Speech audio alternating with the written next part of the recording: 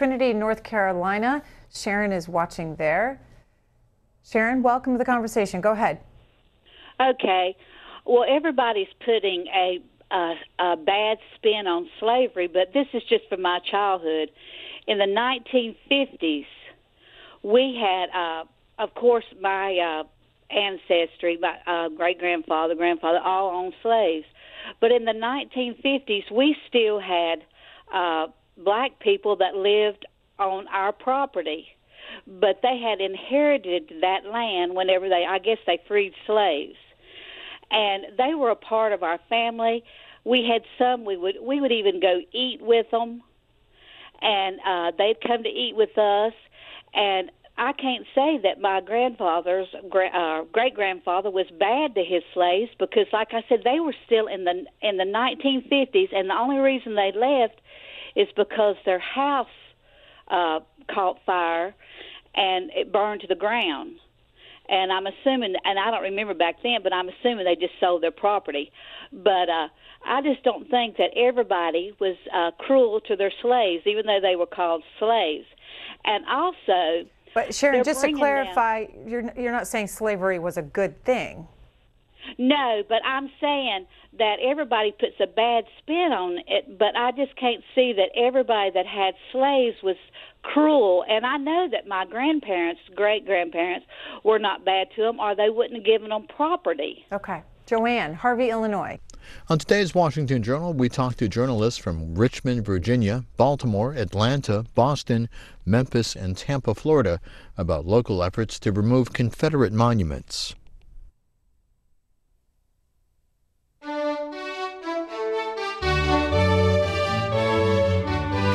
On this Thursday, August 24th, in the wake of recent violence in Charlottesville, city officials moved yesterday to cover 2 Confederate monuments in black tarp to symbolize the city's mourning after the death of Heather Heyer in a car attack that followed that white nationalist rally on August 12th.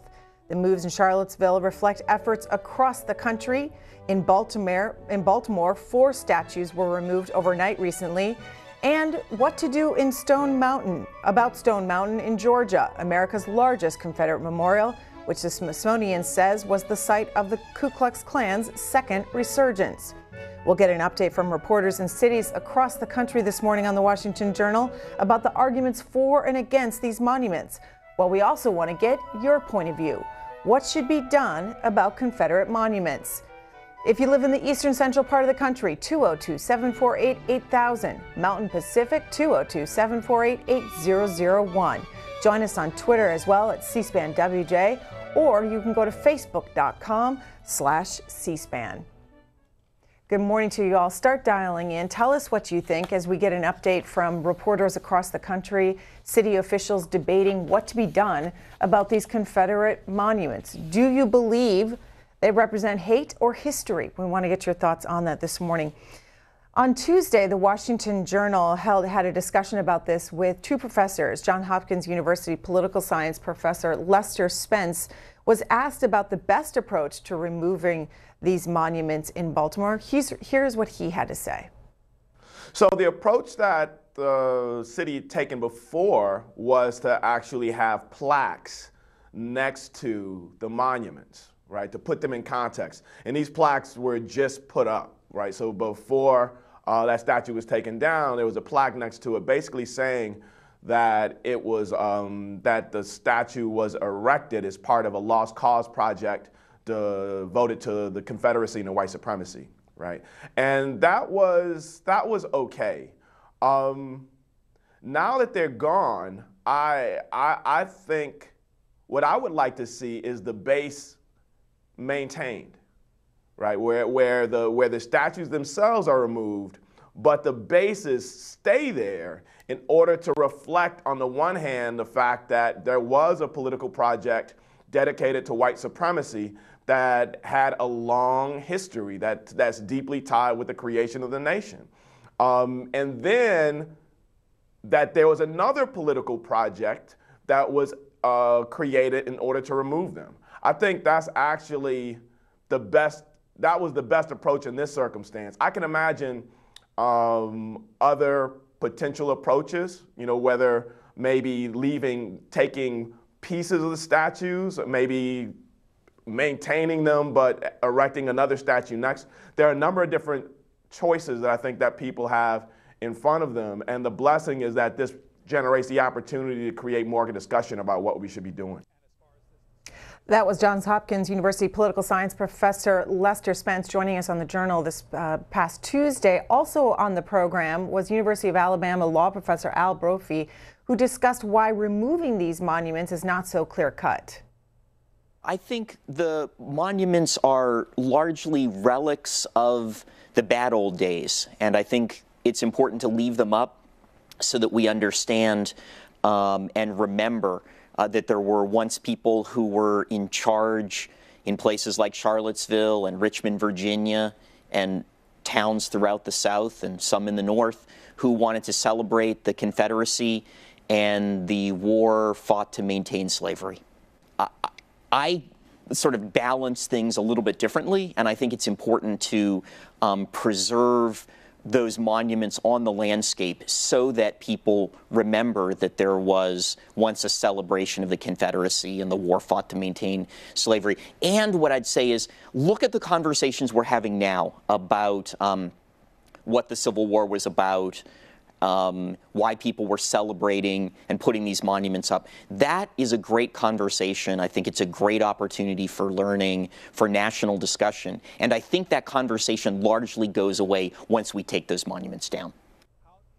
So with those two thoughts on the table, we turn to all of you. What do you think should be done about these Confederate monuments? Rosalind in Wilmington, Delaware. Rosalind, you're on the air. Good morning to you. Good morning. I've taught U.S. history, and I'm basically in the peace movement, especially since I read about the Civil War. Robert E. Lee was against slavery, okay? And I don't believe he owned any slaves. Or if he did, he got rid of them. And the other issue in the Civil War was state rights. You know, like can California have certain laws on pollution? Or can the federal government force them to do away with those laws on pollution? So there were issues of tariffs, trade, states' rights. It wasn't just slavery. So check your history books, get on the computer, etc. Okay, well, Rosalind, let's go to history.com with the headline, How the U.S. Got So Many Confederate Monuments. And this is what it says on on this website. Most of these monuments did not go up immediately after the war's end in 1865. During that time, commemorative markers of the Civil War tended to be memorials that mourned soldiers who had died. Eventually, they started to build the Confederate monuments, said one historian. The vast majority of them were built between the 1890s and 1950s, which matches up exactly with the era of Jim Crow segregation. According to the Southern Poverty Law Center's research, the biggest spike was between 1900 and the 1920s. In contrast to the earlier memorials that mourned dead soldiers, these monuments tended to glorify leaders of the Confederacy, like General Lee, former president of the Confederacy Jefferson Davis, and General Thomas Stonewall Jackson. All of those monuments were there to teach values to people, Elliott said. That's why they put them in the city squares. That's why they put them in front of state buildings.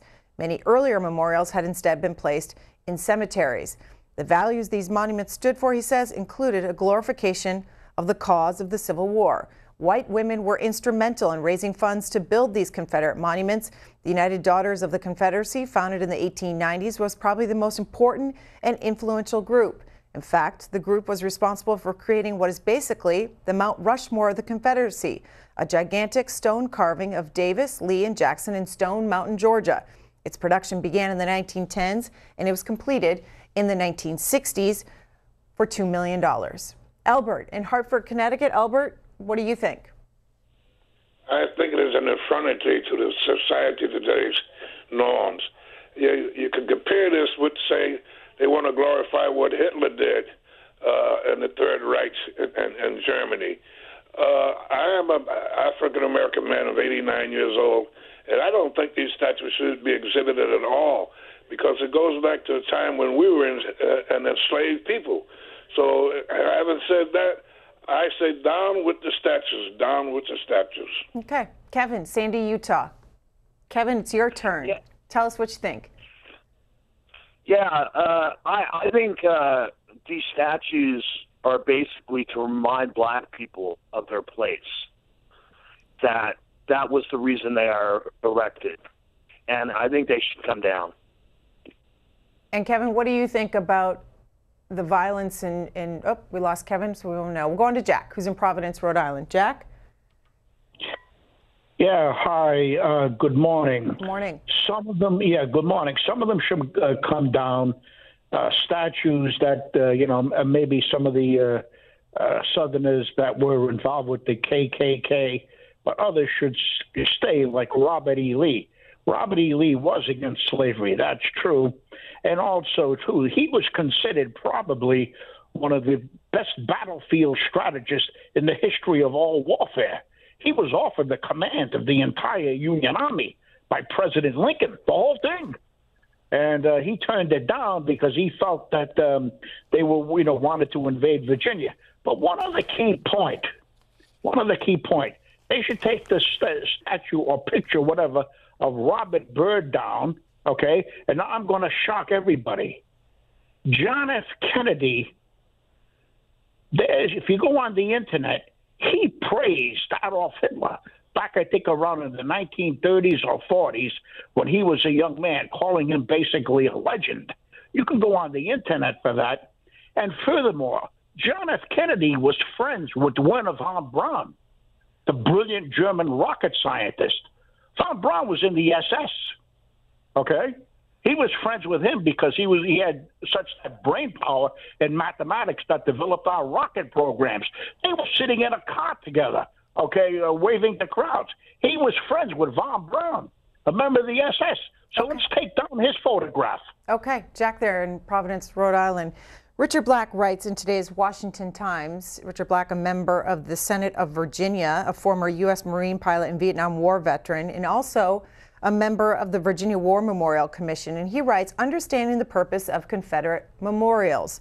Localities erected monuments to those who fought in the war between the states several decades after the war, while millions of those veterans were still living. The Confederate Soldier Monument at the old courthouse in Leesburg was erected in 1908, roughly 43 years after the war ended. Most Confederate veterans would have been in their 60s by then, and many had befriended old adversaries. Goes on to write that when the courthouse statue was erected, it was to care for him who shall have borne the battle, and for his widow and his orphan. The statue is a quiet, reflective image of the men who fought that war. One can imagine those who attended when it was erected in 1908. No doubt they included veterans, widows, and those for whom the statue was a solemn memorial to long-lost friends, to fathers, husbands, or brothers. It was not a political statement any more than the Vietnam War Memorial is a political statement about that war. This state senator also writes at the beginning of his piece that the Virginia General Assembly wisely enacted Virginia Code Section 15.21812 to protect war memorials from destruction for political reasons. It provides, quote, if such war memorials are erected, it shall be unlawful to disturb or interfere with any monuments or memorials so erected. This is in the state of Virginia.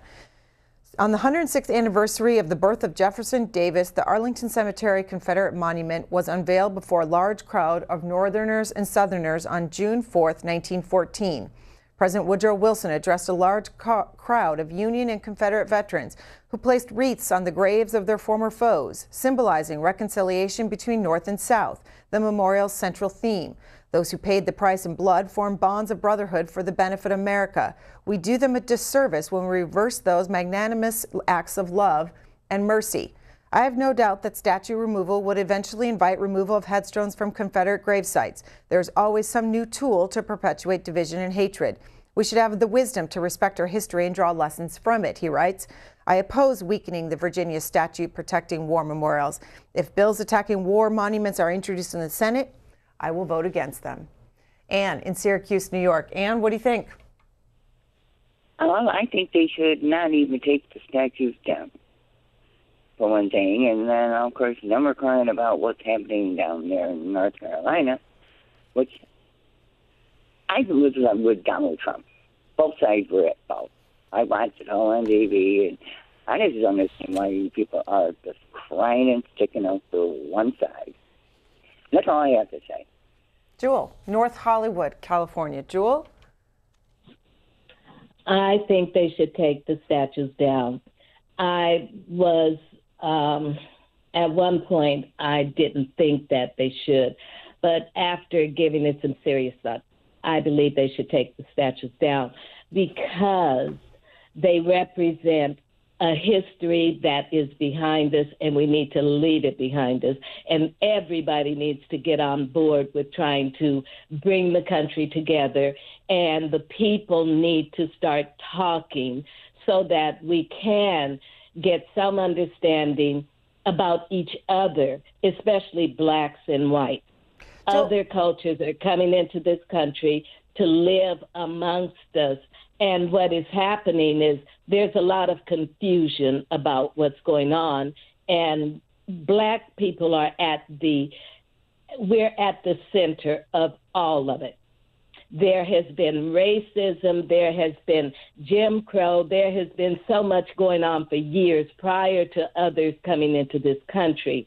Yes, it's a country of immigration, but for a long time it's been a country of black and white and Mexicans and maybe a few Asians. Now that there's an influx of different people coming here, we need to have an understanding because everybody think that their race is important. And everyone needs to realize that we're all important. We're all Americans. We are not a divided country.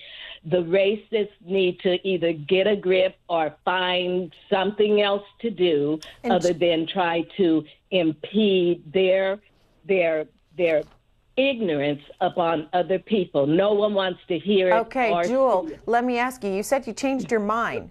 You at first thought they should stay up. Why did you think they should stay up initially? Because, I've talked to other people and they gave some good points. It is part of the history.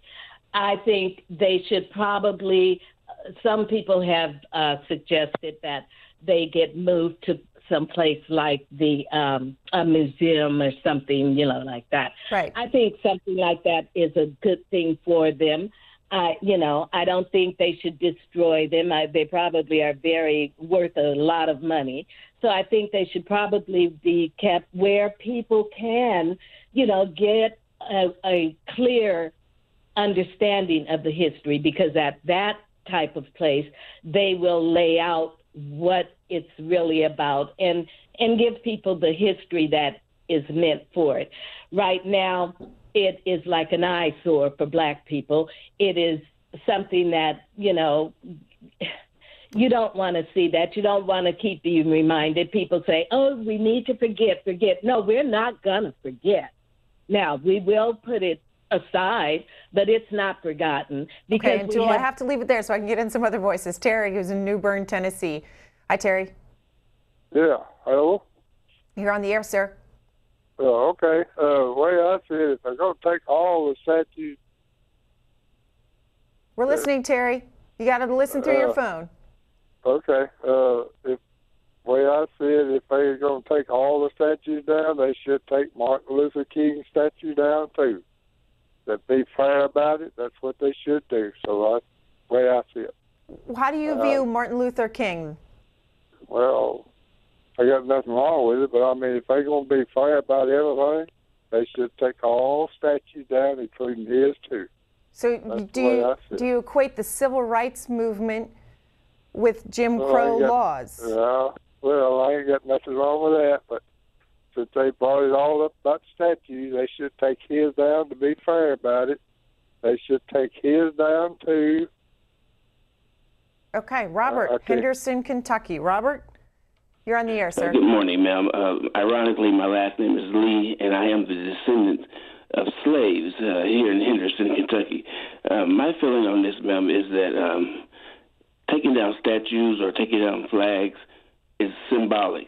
You cannot legislate, regulate, nor dictate a person's heart. That comes from within.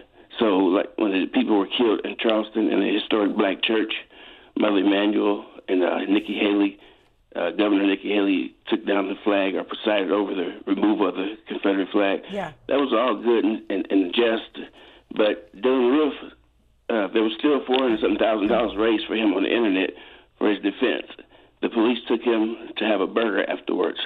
So black life is still devalued in America, as the Supreme Court said, 3/5 of a human being. So taking down statues is symbolic. The real change comes from within, and that cannot be legislated, dictated, nor regulated. So, well, does that begin? May be soothing and eye-appealing, but for the person that studies and really gets down to the concrete issues, it's about what's in the heart, and that cannot be regulated. That change has to come from within, and a person has to truly have a relationship with God in order for that to happen. Okay. Thank you so very much for taking my call, and have a blessed day. Robert there in Henderson, Kentucky. USA Today, Confederate statues falling across the United States is the headline. Divided cities struggle with the fate of these monuments, which some view as historical markers, while others see as symbols of hate. Look at the cities that are debating this: Durham, North Carolina; Gainesville, Florida; St. Petersburg, Florida; San Diego; Los Angeles; Baltimore; Brooklyn, New York; Franklin, Ohio; Madison, Wisconsin; Worthington, Ohio; Annapolis; Daytona Beach, Florida; and Helena, Montana. Some of the cities across the country. And we're going to be talking to reporters here on the Washington Journal throughout the 3 hours, while we also get your viewpoint on what should happen with these monuments. Robert in Fort Smith, Arkansas. Hi, Robert. Go ahead. Hello. Yes, I was wondering on the census, it's 62 to something, I think, that people want to leave the statues up.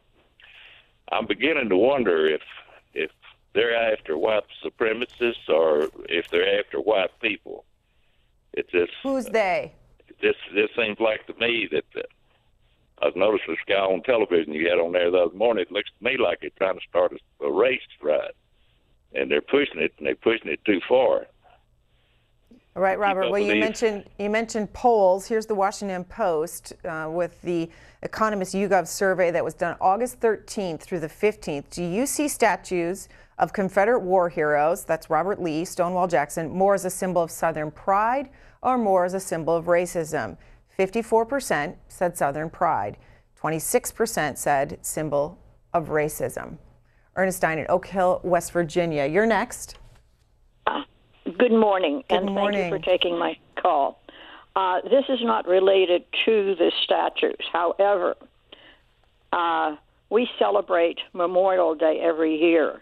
If I'm not mistaken, I think it was the Daughters of the Confederacy who started a Memorial Day for the Southern dead. Then, I can't remember the year, that Congress then changed it to Memorial Day, that we then honor the Northern and all the dead in all the wars. So basically, Memorial Day is a Confederate starting of our Memorial Day, which is related, I believe, to the monument issue. We forget this, and I don't know how many people know this. And caller, what do you think about these monuments? Should they remain? Should they come down? Should they be put in a museum, given historical context? I believe that they should stay up because they said somewhere something that they somewhere, and I can't remember which county, which state in the South, tore down a veteran. A veteran is a veteran, and no matter which war they served in. And so, yes. But what about the historical context to when most of these monuments were erected? Around the time of Jim Crow laws, and that what was happening at the time, that segregation was being put into law, and at the same time, a movement to put these symbols of up in front of state capitol buildings, in public squares. What about that context? Perhaps they could be moved to someplace else where people could still see them and not really be in the glaring eyes, say in front of a courthouse or a school, what have you. I'm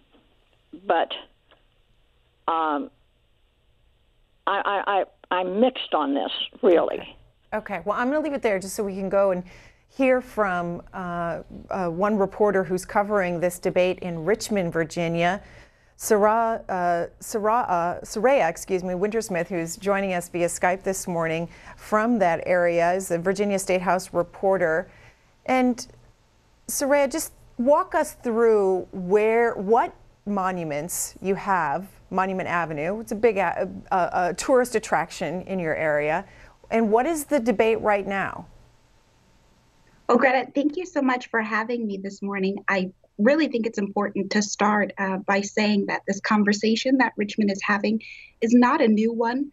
Virginia does a wonderful job of preserving its history, respecting its history, and one can look at archives and old newspaper articles and see that people in Richmond, just as soon as the Lee Monument was erected in 1890, John Mitchell Jr., who was the editor of the Richmond Planet, editorialized that people were going to be debating about the legacy of treason and blood. So these monuments have always been met with resistance and debate and controversy. And we're just having a contemporary sort of iteration here in Richmond. There are folks who have said that Dylan Roof and the violence that he inflicted on worshipers in South Carolina was a jump-off point for our conversation in Richmond now. I think that there is some accuracy to that. After that happened, it was a big issue during our mayoral race, and our now mayor, LeVar Stoney, is one who consistently advocated for balance and context being brought to statues throughout Richmond. He made good on that campaign rhetoric when he appointed a 10-member commission to look at how to best add context to the 5 statues that you mentioned along Monument Avenue. That commission has met a handful of times since his announcement of it in June. And they're tasked with gauging the community sentiment and figuring out the best way to move forward. Since the announcement of that commission, our mayor has changed his position and more forcefully called for the removal of the monuments along Monument Avenue. And as all of that is happening, there's at least one member of our city council who plans to submit a resolution and ask the state for permission to move statues. Virginia is a Dillon Rule state, and that would sort of help the Richmond local authorities move around that tricky state law that says that people cannot disturb monuments once they've been put in place. Describe Monument Avenue for the folks who have not seen it. It's a long thoroughfare in an historic district of Richmond. There are homes all along it, tree-lined, very scenic, very beautiful. There are businesses connected throughout the thoroughfare. There are 5 Confederate figures sitting along the avenue, and Arthur Ashe. Arthur Ashe, the African-American tennis player. Great from Richmond, yes, he's the edition, the non-Confederate edition. And people have said that Monument Avenue in and of itself is a Confederate shrine of sorts, but Arthur Ashe kind of ruins that. So what has the debate been like in Richmond? Very tense. Since that commission that we mentioned before has been meeting, there's been one very well-attended public meeting earlier this month, about 2 weeks ago. 500 people were there. We saw about 40 speakers, and half of the speakers were in favor of the mayor's call for adding context. We heard lots of suggestions of signage and billboards and facts being posted in some way alongside the monuments.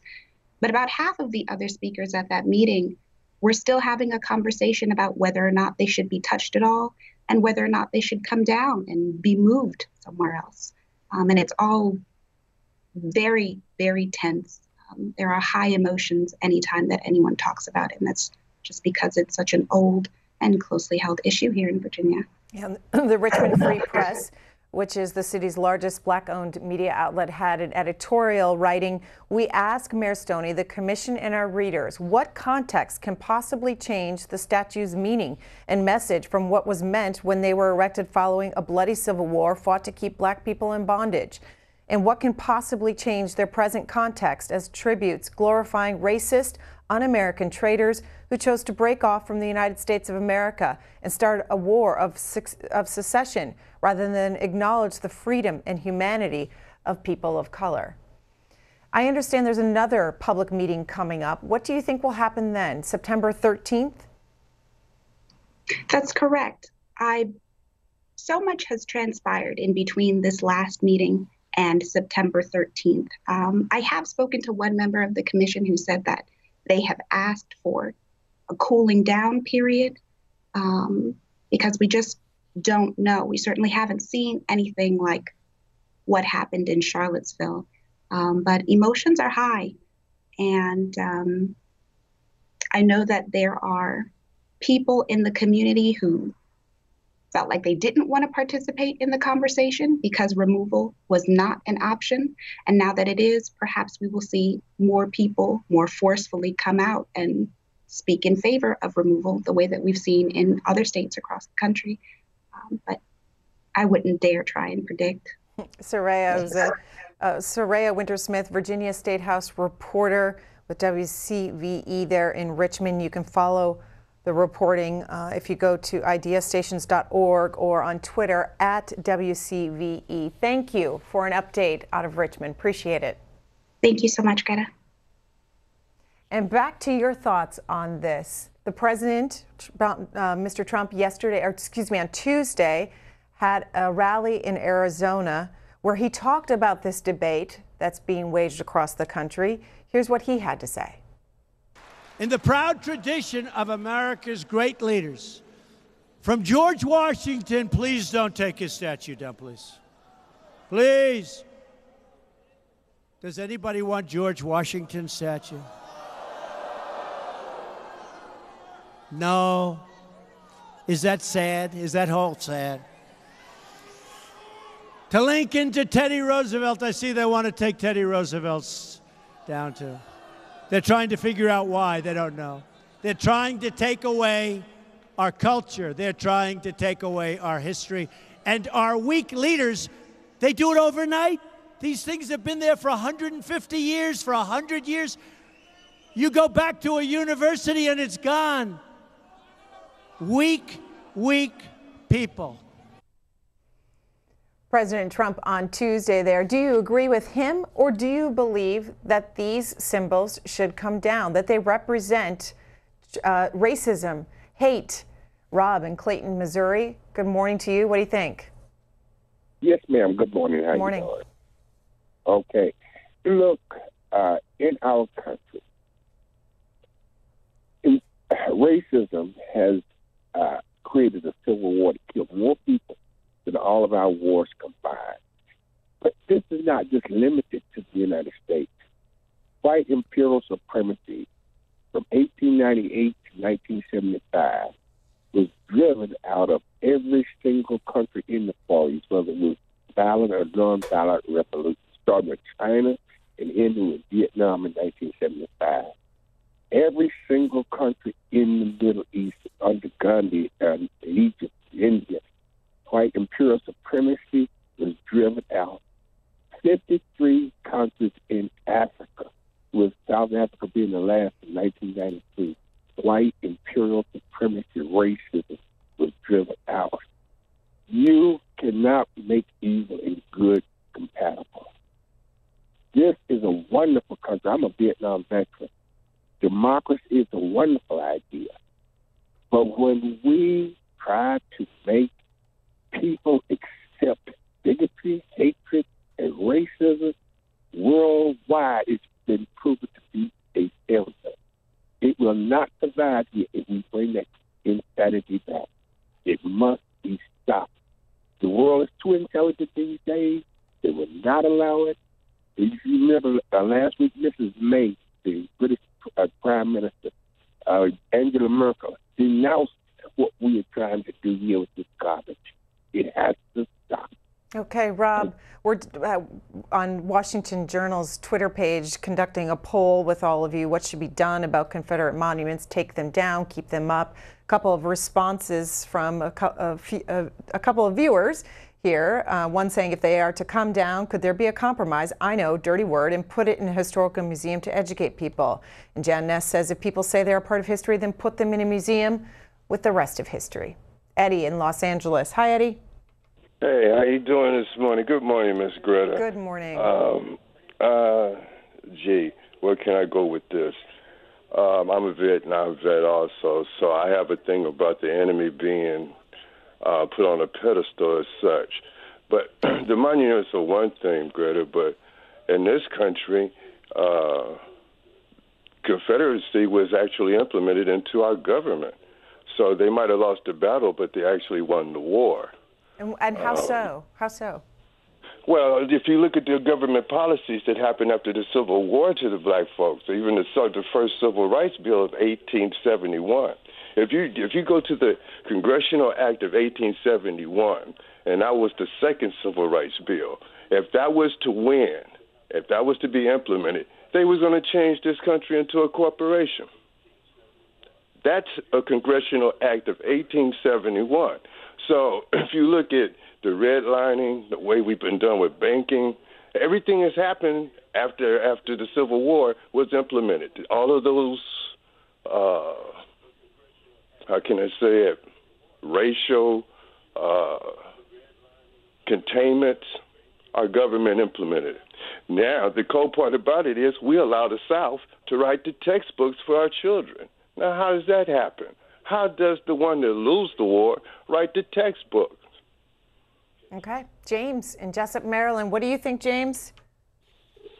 Good morning. Good morning. I think that, take my call. I think they should be put into museums so that people that want to honor these statues can go there and visit them. Just like in Europe, the Germans, excuse me, they you don't see monuments of all the Hitler's crew that massacred the Jews, but they do have concentration camps still up.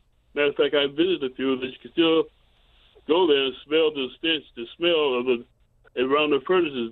But they don't have this all that around the towns, in the villages, and things like that. They have museums. Same thing in America. They should have the statues in a museum so people want to go there to visit these statues. Okay, James' thoughts there in Jessup, Maryland. More of your calls coming up, but in some other news, front pages of the newspapers, the Wall Street Journal with the headline, Trump sets military transgender ban. The White House is expected to send guidance to the Pentagon in coming days on how to implement a new administration ban on transgender people serving in the military, issuing a policy that will allow Defense Secretary Jim Mattis to consider a service member's ability to deploy in deciding whether to kick them out of the military. The White House memo also directs the Pentagon to deny admittance to transgender individuals and to stop spending on medical treatment regimens for those currently serving. The 2.5-page memo gives Mr. Mattis 6 months to prepare to fully implement the new ban, according to officials. And then there is this headline on several of the papers this morning. We'll start with the New York Times headline on the relationship between the president and Congress.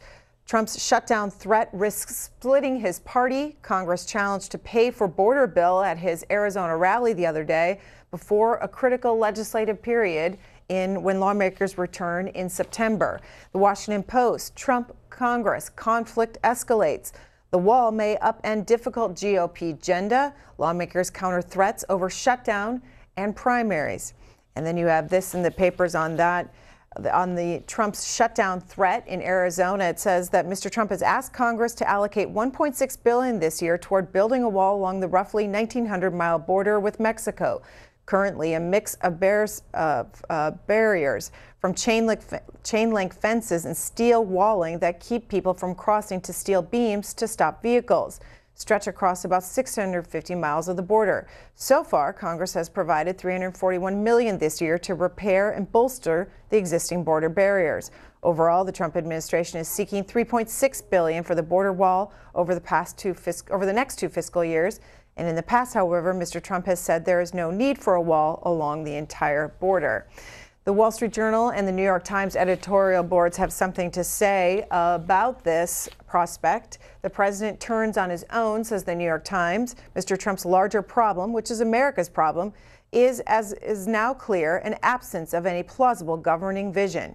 On Tuesday, buoyed by his crowd in Phoenix, Mr. Trump was back to raging against just about everyone who crossed his field of vision. 77 minutes worth of anger that began as the evening wore on to exhaust even his most fervid listeners, who began quietly to fade away. And the Wall Street Journal beating his own head against the wall. Trump threatens to do exactly what Chuck Schumer wants. The crowd loved it, but this is the political equivalent of holding a gun to his own head and saying that if Congress doesn't do what he wants, Mr. Trump will shoot himself. Don't expect Senator Democratic leader Chuck Schumer to try to talk Mr. Trump out of it. As the minority party, Democrats will only be too happy to test Mr. Trump's dare, since voters will blame a shutdown on Republicans who run both ends of Pennsylvania Avenue. Senate Democrats are vowing not to spend a dime on the wall, and Mr. Trump will need 60 Senate votes to pass a funding bill. And then you have Speaker of the House Paul Ryan yesterday. This is in the Wall Street Journal.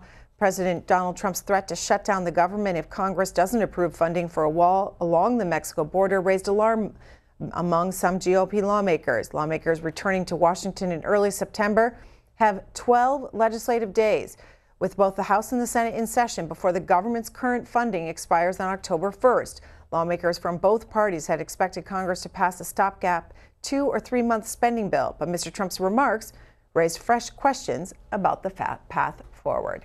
So that is the latest on Washington and what is happening between the White House and Congress. Ed, in Sacramento, California, back to our discussion with all of you. What should happen with these Confederate monuments? Good morning to you. I think they should leave them alone. Stop messing with the history of our country and leave them alone. I was in Vietnam 3 years.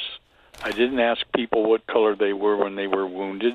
I put them in my helicopter, flew them out to the hospital ship in the ocean, brought the wounded back, put them on planes, on carriers to be shipped back to the United States to their families.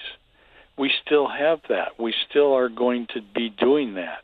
Why would we want to tinker and, next thing we're going to do is start taking stuff out of our schools so our children can't learn from what we did in Vietnam or any other country. It's crazy. We're acting like children. All right. I mean, I'm in my mid-70s, and what's going on? Why is this world turned in? We got the Republicans fighting the Democrats, and it's nuts. And what about the argument? Stop. What about the argument from the other side? African Americans saying that when they see these symbols that glorify the Civil War generals, that it's a symbol of trying to keep African Americans in bondage. It's not a symbol to keep them in bondage. I never asked anybody what their color was when they were wounded. They had the red blood running. I loaded them in my chopper, flew them out of a war zone out to a hospital ship, got them care, brought them back when the care was taken, put them on a C-130 off of a carrier, flew them back to Wiesbaden, Germany, and from there they brought them back to their families in the U.S. Didn't care what color they were, still don't today. Okay. This is just stupidity to the nth degree. All right, Ed. Greg in Jacksonville, Florida. Greg, what do you think? Greta, good morning. Good morning. I'm a 38-year watcher of C-SPAN. I'm also a Vietnam combat vet, served in the infantry. And I'm also a grown-up. With all due respect to my comrade in Vietnam, Ed, just a minute ago, I vehemently disagree with his assessment of the monuments. I think they should be taken down. I think they should be taken down immediately. I thought that Robert, a couple of callers ago, was very insightful to discuss again that even though the North won the battle, the South is still winning the war. With all the current legislation that has to do with voter suppression, all the other regulation and laws that suppress African Americans, there are only actually two races of people who understand the institution of slavery and a written history of the horrors of slavery. They're African Americans and the Israelis, who were the Jews at that particular time, and of course they're Israelis today, they have a recorded history of their people being in slavery. No other ethnic group on this planet has gone through the experience of the Israelis and the Jewish people as black people and black people. So they understand what it is when you see a memorial erected to another group who wants to preserve the memories of slavery. And when you don't see any swastikas being flown in Germany. You don't see any memorials of Hitler and the Nazis being thrown in Germany.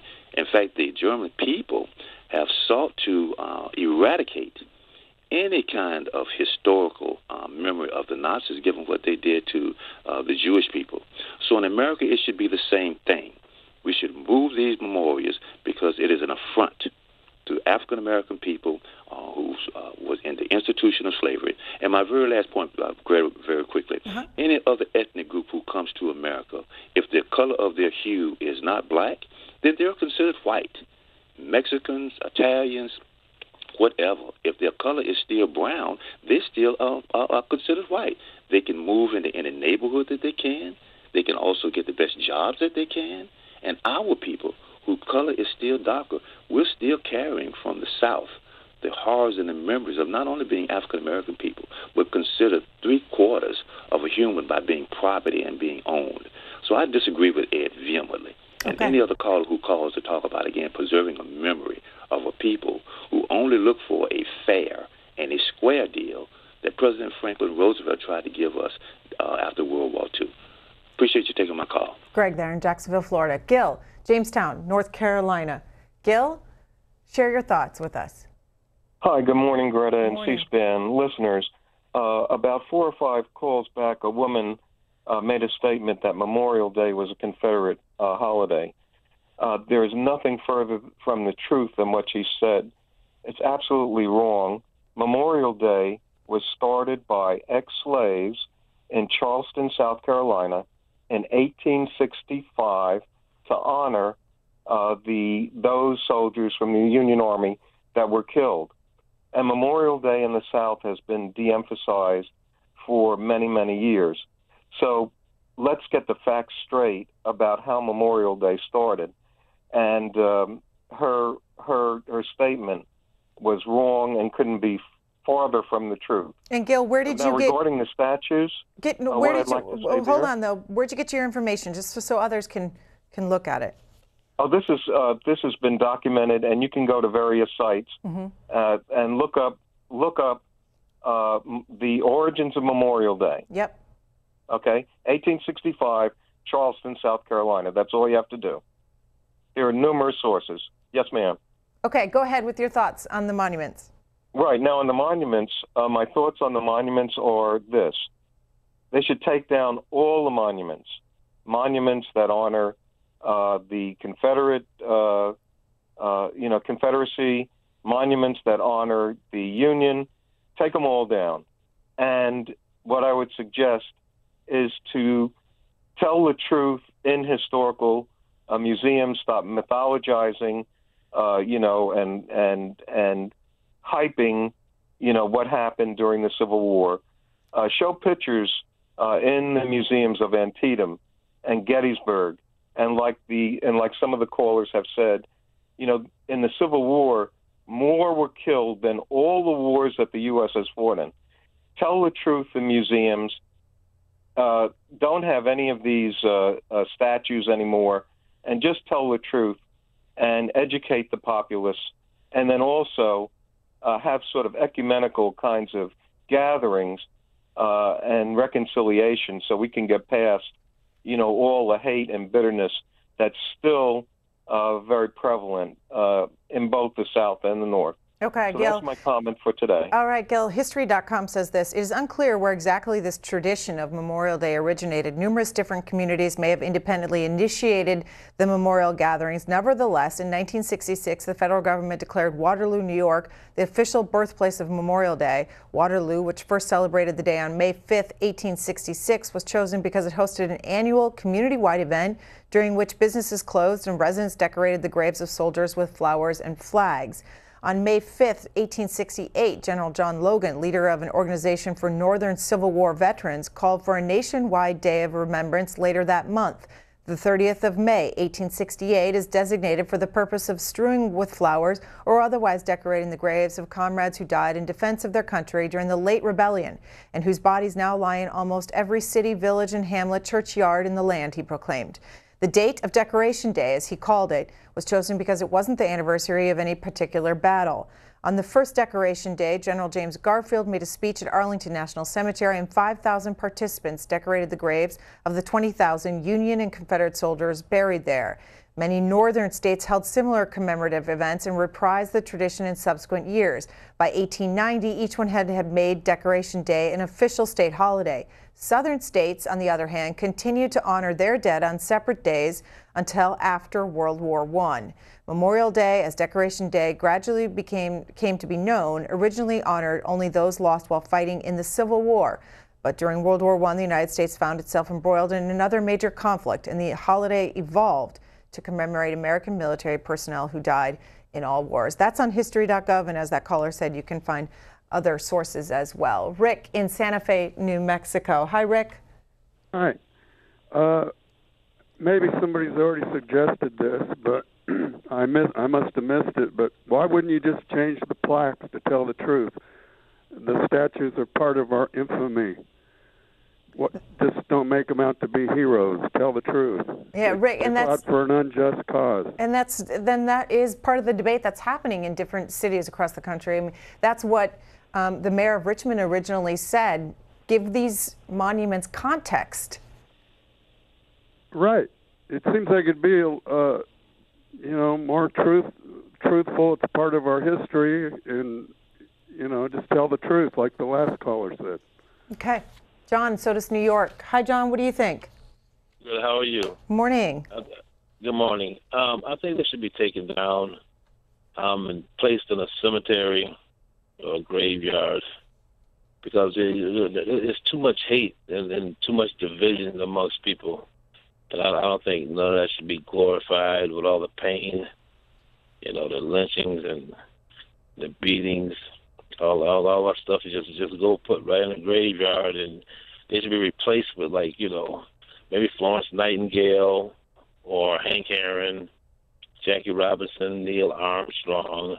I mean, something that unites people, and that something that glorifies all that pain, and just like with the Holocaust. Nobody want to glorify somebody being gassed for no reason at all. I think they should the union. They should keep the union ones up, because at least they wanted to unite the country. I mean, slavery was a part of the world, but at least they wanted to unite the world, what the union did. So, I just think they just take them down and just bring in peace. Okay. That's my thoughts. Okay, John. William in Bandon, Oregon. William, it's your turn.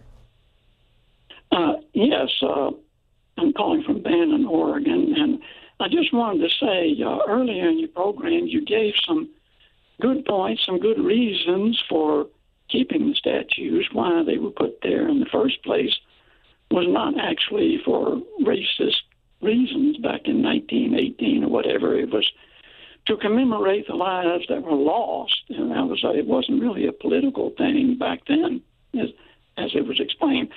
But I think what has happened now, and I think the point that President Trump is missing, is now the statues after Charlottesville, Virginia incident, it has now become a rallying point for the racist and the bigots, to use this to go around each of the cities and have a big rally and beat a bunch of people up around the statues. So I think they should be taken down as they were in Baltimore. In Baltimore, they took them down, I think, as a result of the Charlottesville incident. Yeah.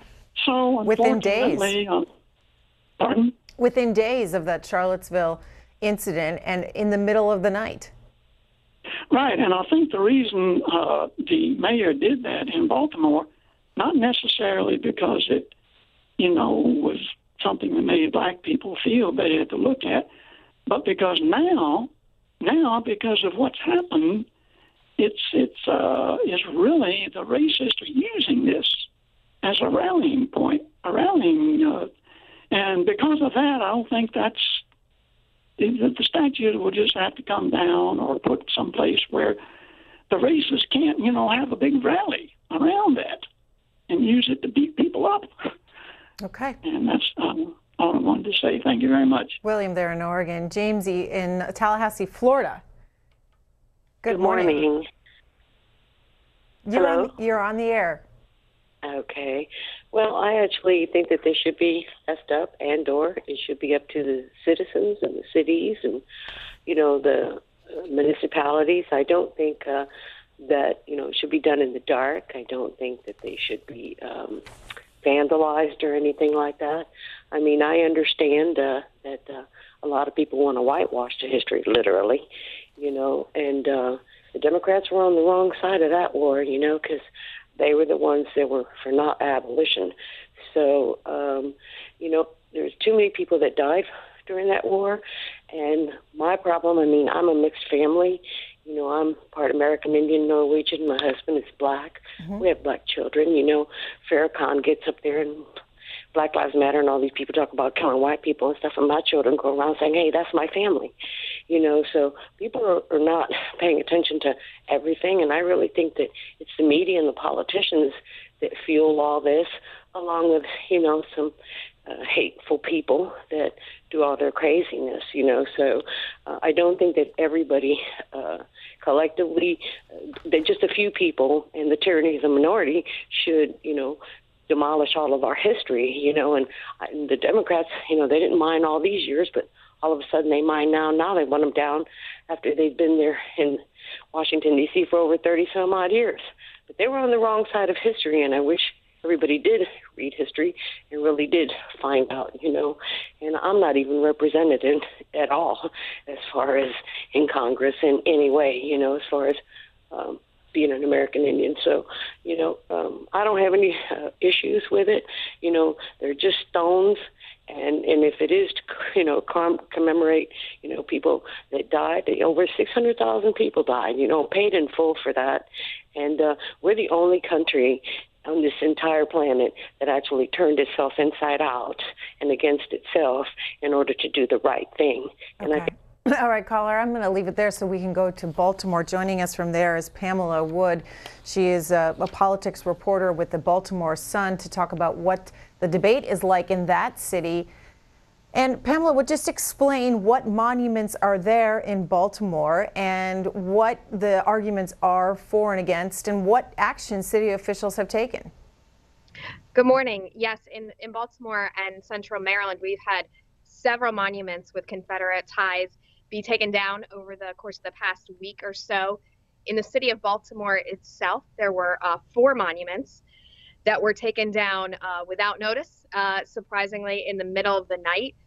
One was a monument, not exactly Confederate, but to former Supreme Court Justice Roger Taney, who authored the 1857 Dred Scott decision that upheld slavery. That was taken down, as well as one that was to Confederate generals Robert E. Lee and Stonewall Jackson. There was also a Confederate Women's Memorial and a Confederate Soldiers Memorial that was taken down in Baltimore.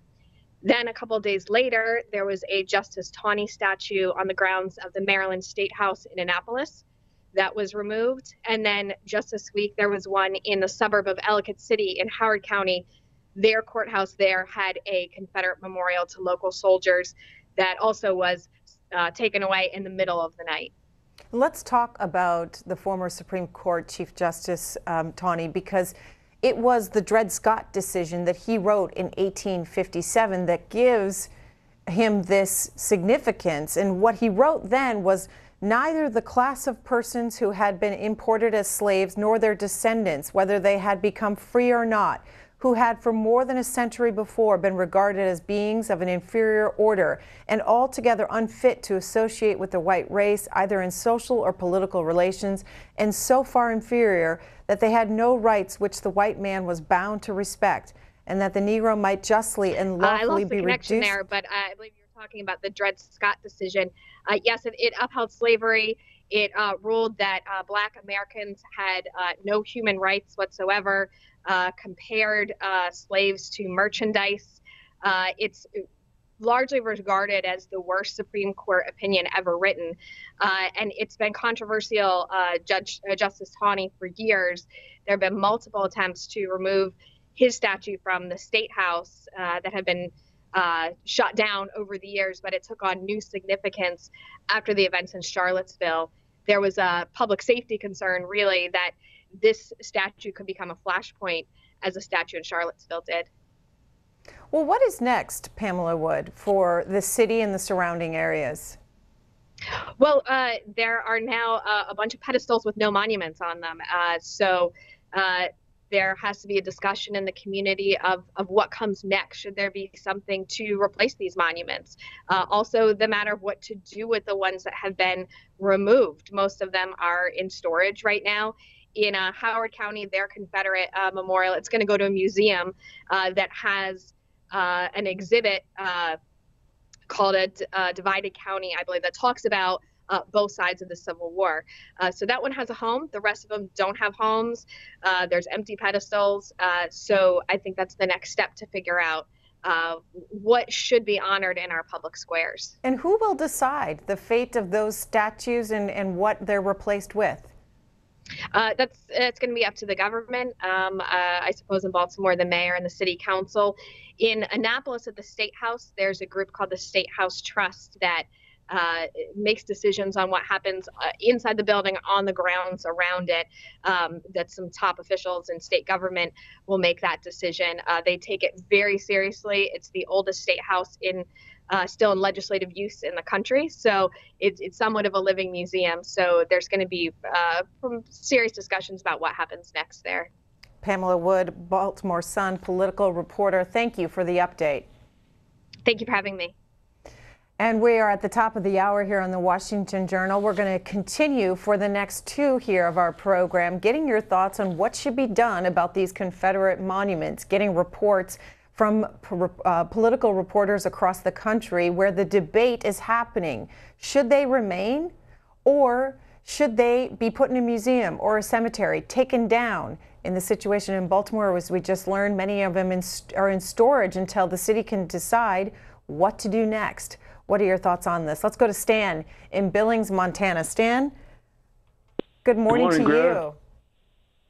Yeah, I was wondering, Greta, were you public schooled like I was? What's your point? Well, my point is this. When we came out of public school, we thought that the North and the South and the Civil War was all about slavery and only about slavery. And I contend that if it was about slavery and only about slavery, it wouldn't have happened. Here's my point. Should we tear down Arlington National Cemetery? That's the biggest monument we've got. No, we shouldn't tear it down. But whose family owned Arlington House and the land that the cemetery is now on?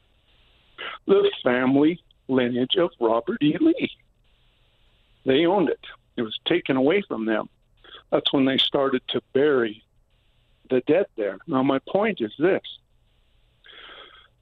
The Civil War was fought over states' rights, which slavery was only a part of the whole picture.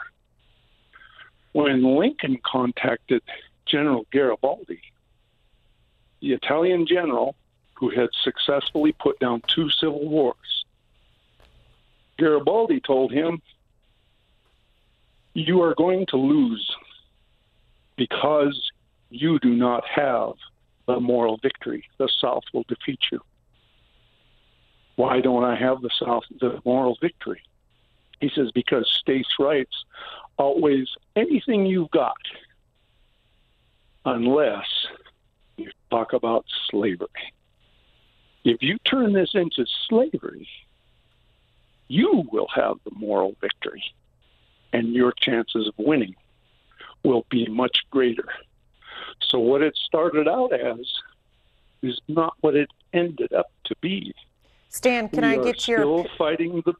Can I get your opinion about Lee's great-great-grandson who condemned the Charlottesville violence as sad and senseless, and he told CNN, eventually someone is going to have to make a decision. If that's the local lawmaker, so be it, but we have to be able to have that conversation without all of the hatred and the violence. And if they choose to take those statues down, fine, he said.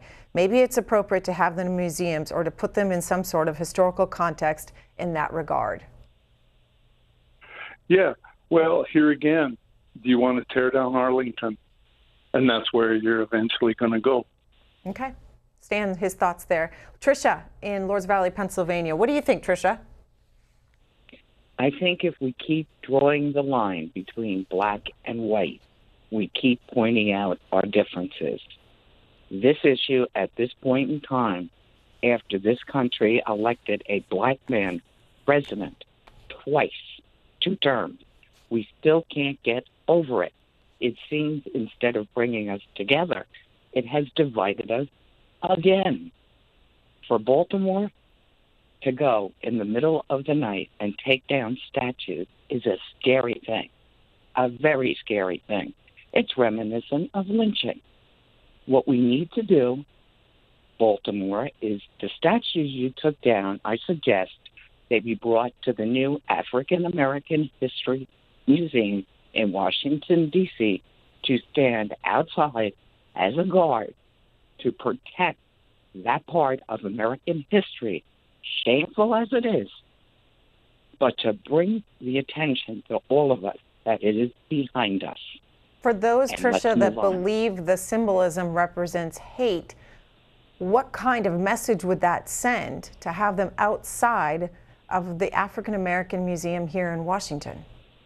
That hate is learned, and hate, because it is learned, can be unlearned. And those that shed their blood on both sides can stand together as they do in a foxhole in Vietnam. It doesn't matter what color skin you have. The human species needs to survive. For the sake of humanity, put it behind us and stand together to do it. Okay. Tricia there with her thoughts. Donnie in Athens, Alabama. What do you think? Good morning. Them monuments should come down, the northern and the southern. And in all reality, go way back to the Constitution, because it's all predicated on hatred and white supremacy, and the Confederate monuments are no better or worse, as the president said, than George Washington and the founding fathers, who was espousing freedom and rights for rich white male slave owners and property owners. Black people have never been a part of this country from the inception. And the monuments of the South and the monuments of the North, I don't draw a distinction between them at all. If you really want to be honest and truthful, it all needs to be torn down and go right back to the Constitution and rebuild a system of government that is truly equal and fair to everyone that's citizens of this country. Until you go back to the Constitution and you look in it and you see that we're not considered as human beings or people, what does it matter what uniform generals wore in a fight to uphold slavery? Because the founding fathers owned slaves as well. Okay. So people don't want to deal with it because it'll eventually come around to some truth and reconciliation, like Germany had to do, like South Africa had to do, like earlier callers. We are afraid to address that issue. It could wind up allowing black people to be reparated through social, medical, legal, political ways. There's ways to pay back 400 years of slavery, but because no one wants to really deal with it, we still have these monuments that's an affront to black people, including the Union ones. Okay. Kenny, Piedmont, South Carolina. Kenny, share your thoughts with us. Yeah, I haven't heard the correct terminology used yet. These people were criminals that were fighting for the South. You know, and to put up statues for criminals, something's wrong. You know, any other country in the world, when you create an insurrection, they line you up against the wall when it's over and deal with you, and there would be no heritage. So to keep claiming heritage is stupid, you know. All right. They should have dealt with them then. We wouldn't be having this problem now. Venus in Hawley, Pennsylvania. Hi. Hi. I've been listening for a good hour or so about the monuments in South Carolina, monuments all over the world, and history and the Constitution and what people believe to be the Constitution. The Constitution that is basically listed today is done by government. We were founded on a democratic constitution as we the people. And if people want to talk about slavery, where are the monuments for the Trail of Tears? Where are the monuments for the actual people, the Indians that we took the United States from? We claim this country as people from everywhere across the world. Yes, the blacks were enslaved, and I agree with the person who said on the history, this wasn't about slavery. This was about the government enslaving all people, blacks, whites, Mexicans, whoever lived here, Italians, you know. Yeah, I'm classified as white. I did my history, the little DNA test. I'm a mixed race from every part of this world, including part black, part Jewish. I'm raised Catholic. It doesn't matter. Unless we stand as a union, a united, not government, because we're run by the government, okay? That's who runs this place, the government, okay? We have to come together as human beings, as all races. That's Venus's thoughts in Pennsylvania there. Our conversation with all of you. What should be done about Confederate monuments? We'll continue here on the Washington Journal until the end of the program around 10 a.m. Eastern time. So continue calling in. Give us your thoughts on this. What's the debate like where you live? What are your friends and family saying as well? And some other news. This is a tweet from Eric Lipton, who's an investigative reporter for the New York Times. Interior Inspector General confirms it's investigating Secretary Ryan Zinke's apparent failed effort to pressure Senator Murkowski to vote yes on Obamacare repeal. In a letter to Congressman Raul Grijalva and Frank Pallone, the Inspector IG for the Interior Department said that he's responding to their letter in which you expressed concern about a phone calls made between the Department of Interior Secretary Zinke to Senators Murkowski and Sullivan, both of Alaska. You requested that the Office of the Inspector General for the Department of Interior investigate this matter. The OIG is undertaking a preliminary investigation into it. We will advise you about what further action the results of this inquiry will lead to, or what the OIG, the Office of Inspector General, will take. So that from Eric Lipton this morning. And then there's also in the newspapers, front page of the Washington Times, every county but one has Obamacare options for 2018. Upends the president's notion that the system is imploding.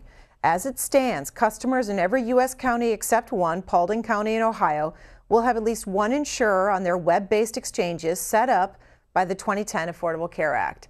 It's a stark turnaround from earlier this year when nearly 7 dozen counties covering over 90,000 people had at some point faced the prospect of having zero options next year, fueling President Trump's claim that the law was imploding and needed to be replaced.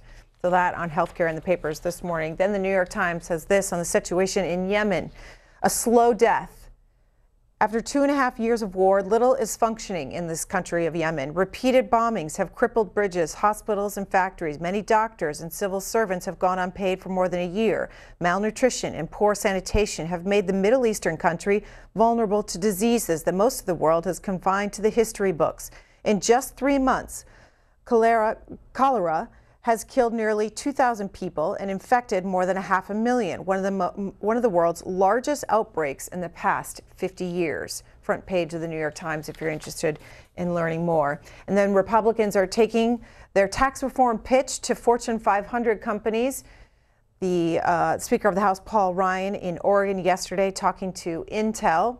And Ways and Means Committee Chairman Kevin Brady, who along with Mr. Ryan is helping lead the GOP's push on taxes, also talked up the efforts on Wednesday at an AT&T town hall in Dallas after speaking at a UPS site in Kentucky on Tuesday. So those efforts happening around the country while Washington is on their August break. Dreamer awaits judge's ruling on arguing cases in the United States. Immigrant says he was booted illegally.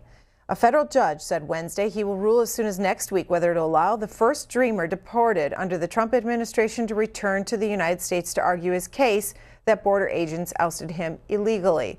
The judge is Gonzalo Curiel, and he indicated Tuesday that he would allow Juan Manuel Montes, 23, to return to Southern California to testify in a trial that will determine whether he voluntarily left the country or was improperly expelled in February. So that is a case to watch there. Reports from USA Today.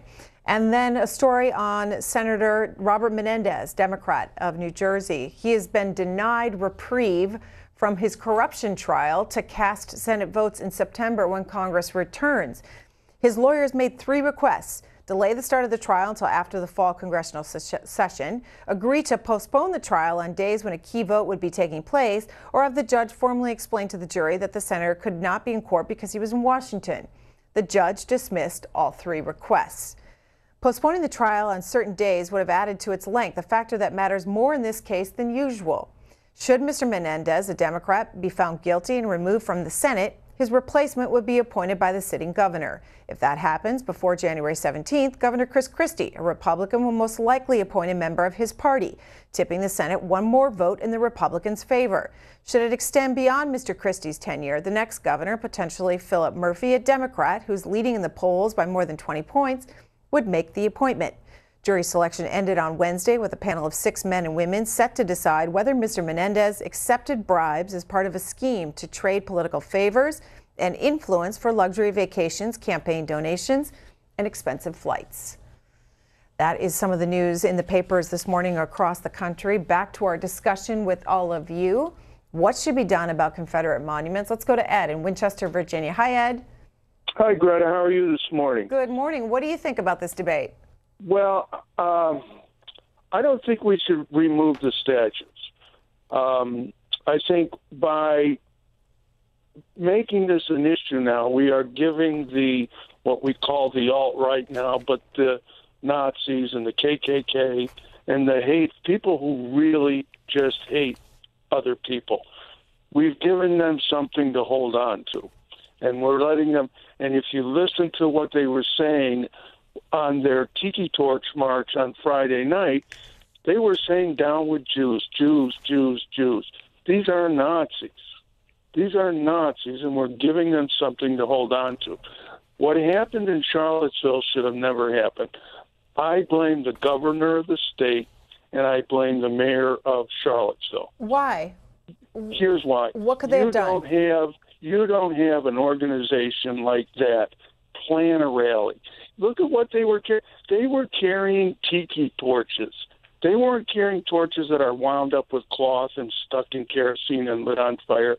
These people were carrying tiki torches, and you just don't go into Home Depot on Friday morning and buy all those tiki torches and all the fuel.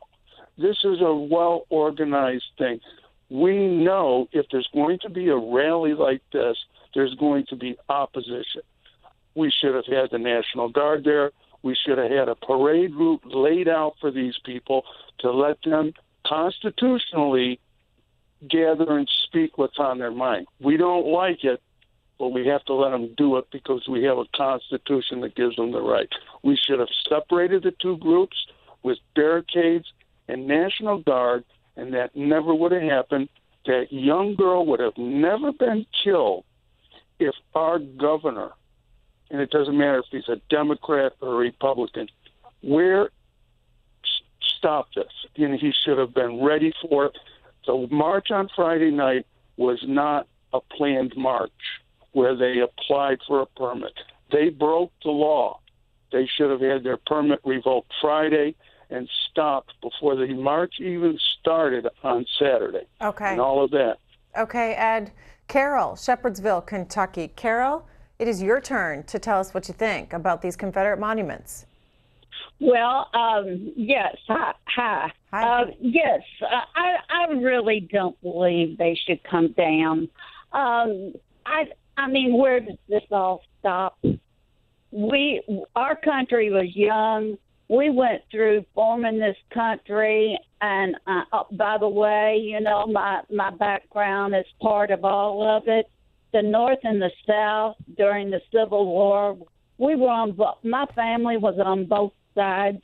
I came from the Mankins, and I also came from the Isabels that were from the South, North and South.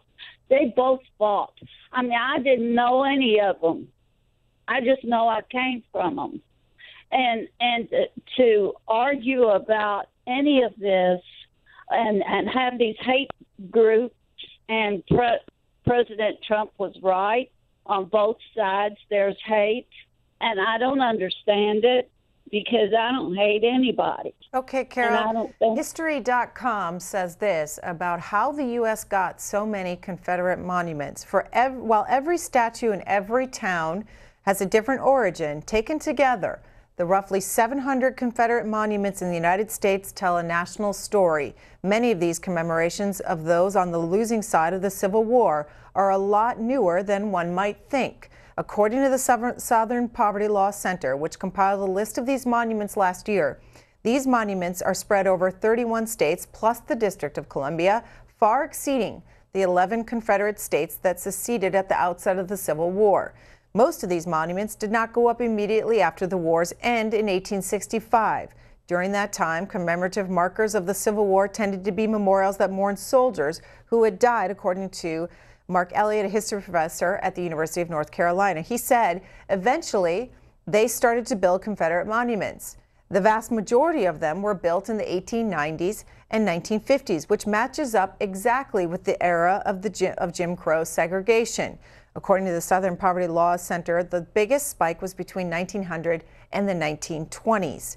In contrast to the earlier memorials that mourned dead soldiers, these monuments tended to glorify leaders of the Confederacy, like General Lee, former President of the Confederacy Jefferson Davis, and General Thomas Stonewall Jackson. All of those monuments, said the historian, were there to teach values to people. That's why they put them in the city squares. That's why they put them in front of the buildings. The values these monuments stood for, he says, included a glorification of the cause of the Civil War. And white women were instrumental in raising funds to build these Confederate monuments. The United Daughters of the Confederacy, founded in the 1890s, was probably the most important and influential group. Anthony in Butler, Pennsylvania. Anthony, what do you think of this debate? Yes. I was on Facebook, and it really sickened me that the monuments that they were tearing down, breaking them, demolishing them. I can see them taking them down and putting them in museums, but I also see them like leaving them up because it's a part of our kids' history of learning in school. And part of there's so much involved now, and the world, the United States has to get it together and wake up. I mean, we are going to fall apart, and that's just what they want, for us to go against each other and fight against each other. These people, the hate groups, are doing a lot of harm. I mean, they want to be over here because they want that freedom, but we ain't allowed to have it. There's so, like I said, there's so much going on. It's about the money. Money talks.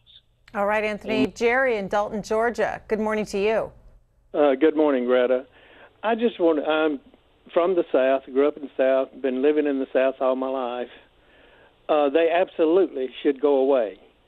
They are focal points to keep blacks and whites separated, and that needs to be dealt with. And I think 50 to 100 years from now, we will thank black Americans for pushing to get rid of these monuments, because they are focal points to keep us separated. And it reminds me of what Lyndon Johnson, I don't know whether I have this quote correct, but he once said that a white man will give you his last dime to make himself feel better than a black person. And I think that's what these old geezers in the South, they just can't get over it. And this is like an example of them giving their last dime to keep blacks and whites separated. And Jerry, what do you think about Stone Mountain in Georgia? I hope I can live long enough to see it come off of there. They defaced a natural monument, and it should never have been done. And I think they should be done. It should be done away with. Have you ever visited it? Oh yes, I have. And when I was a child, I did. I mean, what about the tourist attraction of it? Many people go there. It has other things. It has the lift and other things that can be, there would be an attraction.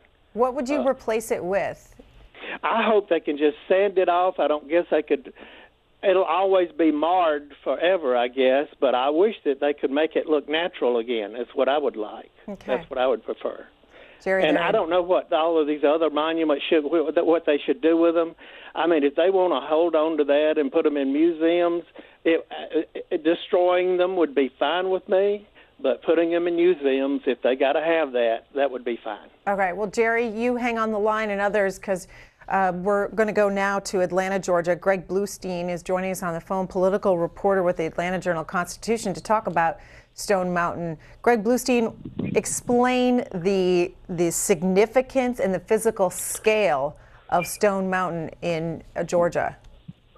Well, it's huge. It's the biggest monument to the Confederate war dead in the nation. It is even bigger. The carving is even bigger than Mount Rushmore. It took decades to finish. It had a lot of starts and stops along the way, and it wasn't formally finished until the 70s. And it's a state-owned monument, so that complicates everything as well. And the state of Georgia owns it. It operates it with an agreement with an entertainment company that runs it as an attraction. There's rides, there's shows, there's they turn it into Snow Mountain in the winter so people can sled down another part of the site. So it's one of Georgia's top tourist sites, but it's also this giant homage to the Confederate war dead. One of America's largest, depicts 3 Confederate figures: President Jefferson Davis, Generals Robert Lee, and Thomas Stonewall Jackson. Entire carved surface measures 3 acres, larger than a football field in Mount Rushmore, towers 400 feet above the ground, measures 90 by 190 feet, and is recessed 42 feet into the mountain. In 1958, the state of Georgia purchased the mountain and surrounding land. That's where the complication comes from, right, Greg Bluestein? What does that mean? Well, that means that every single time we have debates about Confederate symbols, you can't help but look at Stone Mountain. I mean, Georgia has the second most number of Civil War monuments behind Virginia, and the most are in Atlanta and Savannah have the most of them in the state. But Stone Mountain is its own unique debate. And this year we have a Democratic candidate for governor, Stacey Abrams, who is the former House Minority Leader, calling for the removal of that carving from the side of Stone Mountain. So it's really sort of incited a debate here among Democrats and overall. Her Democratic opponent said essentially she would not go that far, that really the monument needs to put in context. They need to have more exhibits about slavery and the true causes of the Civil War. And Republicans have essentially all come out and condemned Stacey Abrams' call to remove these carvings, and actually trying to raise money off of it. They're sending petitions out. They're sending fundraising notes out about it. So it's really inflamed the early goings of the Georgia race for governor, which is until next year. And Greg Bluestein, explain the history of this mountain and its ties to the Ku Klux Klan. Yeah, it's where the KKK was reborn in the early 1900s. They would have cross burnings and rallies on top of the mountain. It was owned by a prominent segregationist in Georgia, with ties to the segregation and the KKK movement. And it's long been a very complicated, vexing issue in Georgia. Recently, though, over the last few decades, the area has become much more African American and actually elected its first black mayor a few decades ago. So now about 3 of 4 residents living in the city of Stone Mountain, which surrounds the mountain, are African American.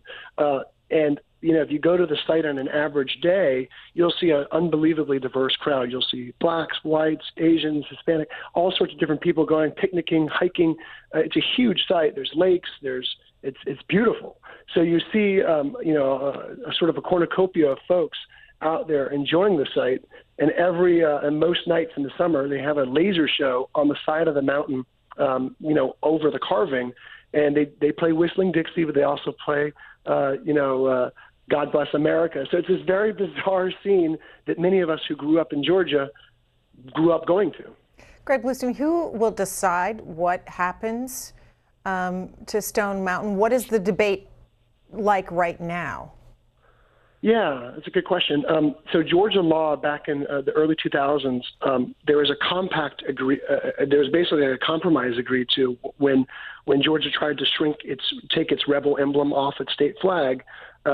Lawmakers also put in a statute that said essentially that all Confederate memorials are protected under law in Georgia. And there's a specific provision protecting and safeguarding Stone Mountain from any changes. So there has to be a change in state law in order to make any changes to Stone Mountain or really any other Civil War era monument around the state. There is debate about revisiting that. The governor and Republican lawmakers, and honestly many Democrats too, have little appetite for going and trying to sandblasting or exploding the carvings off Stone Mountain. But there is a broader debate that's going to unfold next year when the legislature comes back in session about revisiting the other part of the law and allowing local governments more control over the monuments in their backyards, because right now they're safeguarded by state law. Well, and just talk about the expense and undertaking of trying to sandblast Stone Mountain.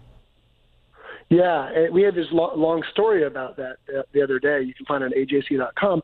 But essentially, it could take years. I mean, it's not as easy as getting a giant sandblaster and just sandblasting it off. It would likely take a lot of explosives, a lot of environmental studies, and a lot of time to do this. Now, it's been done before. There was an earlier version of a carving in the early 1900s that one of the artists, I guess, didn't like, one of the carvers didn't like, and so he exploded it off and restarted. So it's been done before where limited uses of explosives have removed the face from Stone Mountain. But at this time and era with that big of a carving, it would take a lot of time, a lot of money, and a lot of effort. Greg Bluestein, political reporter with the Atlanta Journal-Constitution. You can follow the reporting and the debate over Stone Mountain if you go to agc.com or on Twitter at AJC. Thank you very much. Thank you for having me. Let's go back to Jerry in Dalton, Georgia. Jerry, did you learn anything new there? What did you hear from the reporter in your area? I can tell he wants to have it both ways, I think. But, it did take a lot of money to put it up there, but let's spend a lot of money to take it down. I think it will be worth it in the future for black and white Georgians. I think I read in one story today that the Stone Mountain cost $2 million at the time, the equivalent of $6 million today to put up. Mm-hmm. Well, I would be willing to spend whatever it takes to get it off of that natural monolith, which is the largest one, I think, in the world. Okay. Jerry there, Dalton, Georgia. Bill in Chicago. You bet. Bill in Chicago, good morning. What do you think of this discussion? What are your thoughts on should these Confederate monuments stay or go? Many atrocities in the past. And we can record them in museums and so forth, but to continue to celebrate them with building monuments to them, that's ridiculous. I'm a black man, and I'm not proud of the Buffalo Soldier and the part he played. I don't think that if there are monuments to him, put them in the museums. It's part of our history we can learn from. Don't continue to celebrate atrocities that we committed. Thanks. All right. Thomas, Humboldt, Texas. It's your turn. Good morning, America. And I'm down in Houston, and I'm telling you about racism. Racism is a racket. Only people who make money is somebody on TV or selling the book. Now, we about to have a hurricane, and all the flags and guns will not save you, okay? And as far as the statues, you ought to put up the World War II veterans who fought the Nazis. And if you want to see a monument, excuse me, go see Crazy Horse's monument. It's amazing. Take care. Okay. Michael, St. Louis, Missouri. Michael, you're next. Yeah, I just kind of wanted to, speak a minute on Lincoln. At the end of one of his final speeches, he said that there should be charity to all and malice towards none. And no one cares about that. That's all I have. Mark in East San Diego. Mark, thanks for calling in. What are your thoughts? My thoughts are this, folks. We're a capitalist country, and unfortunately, a bunch of capitalists have gotten their hands on this whole discussion. And because they have, we've been pitted one against the other. And if you all want to see your nation truly survive and get back to what it should be, our forefathers, they set a goal for us. They set something for us to reach to, not something to dwell on in the past. And we'll forever be Neanderthal man unless you folks can take your heads out of your popos and vote third, fourth, or fifth party. Because obviously, big money and corporations own the Democratic and the Republican parties. And as long as you're voting for somebody that belongs to those parties, you're not voting for yourself, folks. Doesn't matter how good the person is, because they have to please the party. So for God's sakes, folks, take a deep breath, take a step back, quit being victimized by our own propaganda, and live like we're headed for a future. We should be trying to love each other. And if you want to put up a monument to man's ignorance and make it absolutely clear. Thank you. Okay. What should be done about Confederate monuments? That's our conversation with all of you this morning on the Washington Journal. Lori in Pueblo, Colorado. What do you think? Well, I have to say I was a Democrat, but after that last call, I don't know. I may change my party. I think that they should have never been put up to begin with. They're a sore reminder to these people of what they went through. And I think that years from now, college professors will be pointing to them and saying, look at how foolish that they put these statues up, and the students will be laughing and saying, oh, I can't believe it in this country. And that's what I've got to say. Okay, Lori. Fred, Huntsville, Alabama. What do you have to say, Fred? Hey, good morning, everybody. I decided to call in on this because it wasn't about politics or anything. I'm saving that for 5 months. I'm giving Trump a chance. But anyway, look, people. Let's just try to live our lives. Try to live and be the best you can be. The statues are there. They're there. If you want to monitor them and watch them, do it. If you don't. There are other things that are more important in life than the statues. Okay? Have a nice day, everybody. Ed in Bowie, Maryland. Ed, what are your thoughts on the debate over Confederate monuments? Yes, thank you for allowing me to speak. Basically, what I noticed is that being from Virginia and going to Monument Avenue, I noticed that those statues, I thought they were created before the 20s, but I realize now that they were created as a part of an inspiration, a drive by the former Democrat, Dr. Thomas Woodrow Wilson, who inspired the rise of the Klan and the rise of all of this rebirth or birth of a nation, as it were, to pretty much inspire people in the South that the South will rise again. And basically, that was the beginning of, a lot of torturous times for African Americans. That being said, we ought to move those statues to David Duke's backyard or to the Confederate Museum of Richmond, where they employ a lot of people in Richmond. Move them to that. You don't have to destroy the statues. Move them. They should not involve taxpayers from Richmond or the state of Virginia to take care of them, to clean them, and to maintain them. That's my feeling. Ed, before you go, what do you think about renaming of schools? According to Politico, 109 public schools are named for Confederate icons, including Generals Robert Lee, Stonewall Jackson, J.E.B. Stuart, and the President of the Confederacy, Jefferson Davis. Of these schools, Nearly 25% have a student body that is primarily black, while almost a tenth of the schools have a student body that is more than 90% black. Yes, I believe that as population has changed for those schools, then their parents and the people in the school committees should make a determination to change the names of those schools to support people who supported the freedom of the ancestors of those students. So basically, why should we celebrate Robert E. Lee, and why should my child be in a classroom or a school, go to a school every day where he or she is reminded of something negative in terms of the impact on his or her ancestors? That's not correct. They should have an opportunity. Their tax dollars are going to pay for those schools. They should have an opportunity to change the name to support their heritage. And where these 700 statues and monuments are located across the country, according to Politico, more than 25% are located in Virginia and Georgia alone. Texas, South Carolina, Alabama, and Mississippi combined make up an additional 30%. Nearly 77% were built or dedicated before 1950, while 6% were built or rededicated during the era of the Civil Rights Movement. 4% were built or rededicated after the year 2000. Anna in Las Vegas. Anna, good morning. Welcome to the conversation.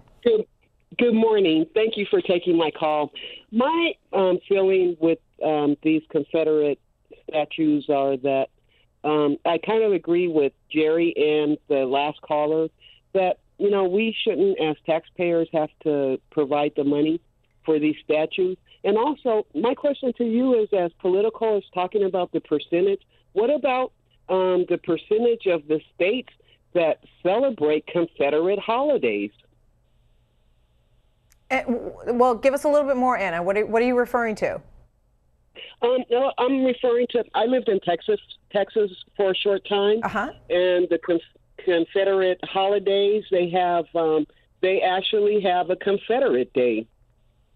So with these statutes being removed and the Confederate holiday, and the year that I lived was in Texas, they also had the marching around with the KKK, and so I honestly feel that if somebody's parents or their ancestors were raped, pulled apart from their families, slaved, beaten, and then you walk by these and you go to school every day. And I don't think a lot of our younger generation are really into the history.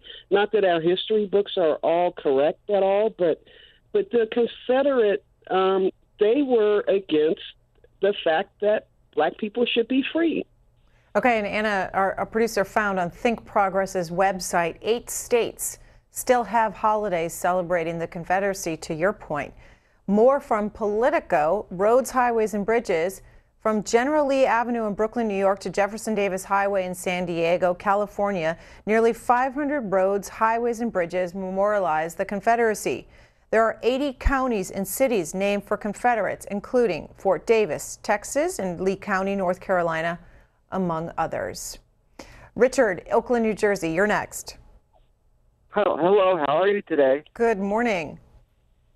Listen, let's get back to the beginning.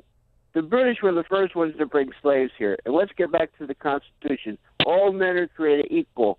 That should stand just the way it is. And these statues, they should just scrap them, melt them down, and get a little bit of money back on the scrap. They should all go. They should never have gone up to support people that are traitors. God bless America. Richard in Oakland, New Jersey. Robert is in Fort Worth, Texas, watching us there. Robert, you're on the air. Hey, good morning. I'd like to throw a little perspective into this, and I'm going to try to make a point. My question is, not to be a rhetorical question, is if knocking down all these statues, and I'm not for all these statues, if knocking them down will prejudice and hatred go away. When I came to Texas in 1974 with my family, my father got a transfer here. We were living in the Houston area. I heard nothing but horrible things. I was from New Jersey. I was this, I was that, I was a damn Yankee, I was this and that and this and that. I mean, it's like, gee, I'm a bad person. Then I get a job working in a predominantly black-run hospital district in Houston, and I heard all kinds of. I was called cracker, I was called white guy, and all these bad things. So I'm thinking, gee, here I am getting it from both sides. Will this? Okay, now fast forward to now. Hatred is a learned behavior. Will knocking down all these things, will it work? Will it stop people from hating each other? I don't know. What next? What are they going to knock down next? I mean, it seems it goes round and round and around and around. And well, Robert, what about the argument, though, that having these statues that were many of them erected during the Jim Crow segregation period, that having them on state grounds, state capitol, or in public squares affirms for people who like white supremacists, white nationalists, that having those statues there is an affirmation for them, and for African Americans, it's a reminder of slavery and that there was an effort by some in this country to keep them in bondage. What about that? Are you there, Robert? Yeah, I'm here. Yes. Maybe this will answer your question. When I was a very young child, I always wondered what statues were for. And I thought, well, statues are always put up for good people who do good things. So people who do bad things, statues should not be erected for these people. Okay. Like in Germany in World War II, they completely erased everything about the Third Reich. I mean, the Third Reich was terrible. I was watching these shows on Netflix about World War II. I mean, it seems like the pattern of warfare that went on back then is now it continues. It's like there's a page, there's a book, and people committing war are reading the same playbook, and it doesn't seem to stop. So yes, take the statues down because the people were bad who did those horrible things to black people. Okay, Robert, there in Fort Worth, Texas. More of your calls coming up here, but first, President Trump's relationship with Congress and those in his own party. On Tuesday, at a rally in Arizona, the president said, "Shut down the government if I don't get my funding for the wall." The Washington Post, Trump-Congress conflict escalates. The wall may upend a difficult GOP agenda. Lawmakers counter his threats over a shutdown. The Democrats are saying there's no way they'll agree to funding in a wall. When the House and Senate return next month, in just a week, they have 12 legislative days that they are both in session to get a budget done before the new fiscal year starts October 1st. Look at the headline in the Washington Times. Democrats blast Trump's shutdown threat over wall, promise to stand firm on no funding for a fence. The president just tweeting out this morning, "I requested that Mitch McConnell and Paul Ryan, the Speaker of the House, tie the debt ceiling legislation into the popular VA bill, which just passed," he said, "for easy approval. They," he said, "didn't do it. So now we have a big deal with Dems holding them up as usual on the debt ceiling approval. Could have been so easy, now a mess." That is another legislative item that Congress needs to deal with, because the Treasury is running out of money to pay our debts. They will reach the debt ceiling, and so Congress will need to act to lift that before October as well. So all of those debates to look forward to in September. Anne in San Diego, back to our conversation on Confederate monuments. What's your take, Anne? Hi. Yeah. I think the monument's more about history, but I can understand if they really hurt people, then I can understand people's really being hurt by them. But what really bothers me is why it's so easy to really do things, and we don't do things. We talk about stupid monuments. When I used to live near Detroit, I would make a point of going in. I could hardly find a small business owned or ran by a black man. It was all people who barely speak English, and I have nothing against immigrants. But why are these small business loans not given more to black people or white people? They're run by people who just, like I said, they're from everywhere but America, and I don't understand why more blacks are not given these small business loans. Okay. Tom in Hardyville, South Carolina. Tom, what are your thoughts? Well, on these Confederate monuments, I think we need to step back a little bit and look at them in the context of the Civil War and the times that these individuals actually lived in. The United States was a far different country than it is today. If you study the history, people identified with their states first and their country second. The Civil War changed all of that, where we now consider ourselves Americans first, or South Carolinians, or where I grew up in Illinois. You consider yourself an American first.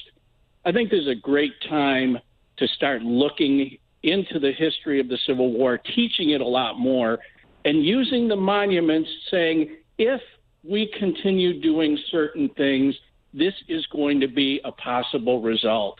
It tore the country apart.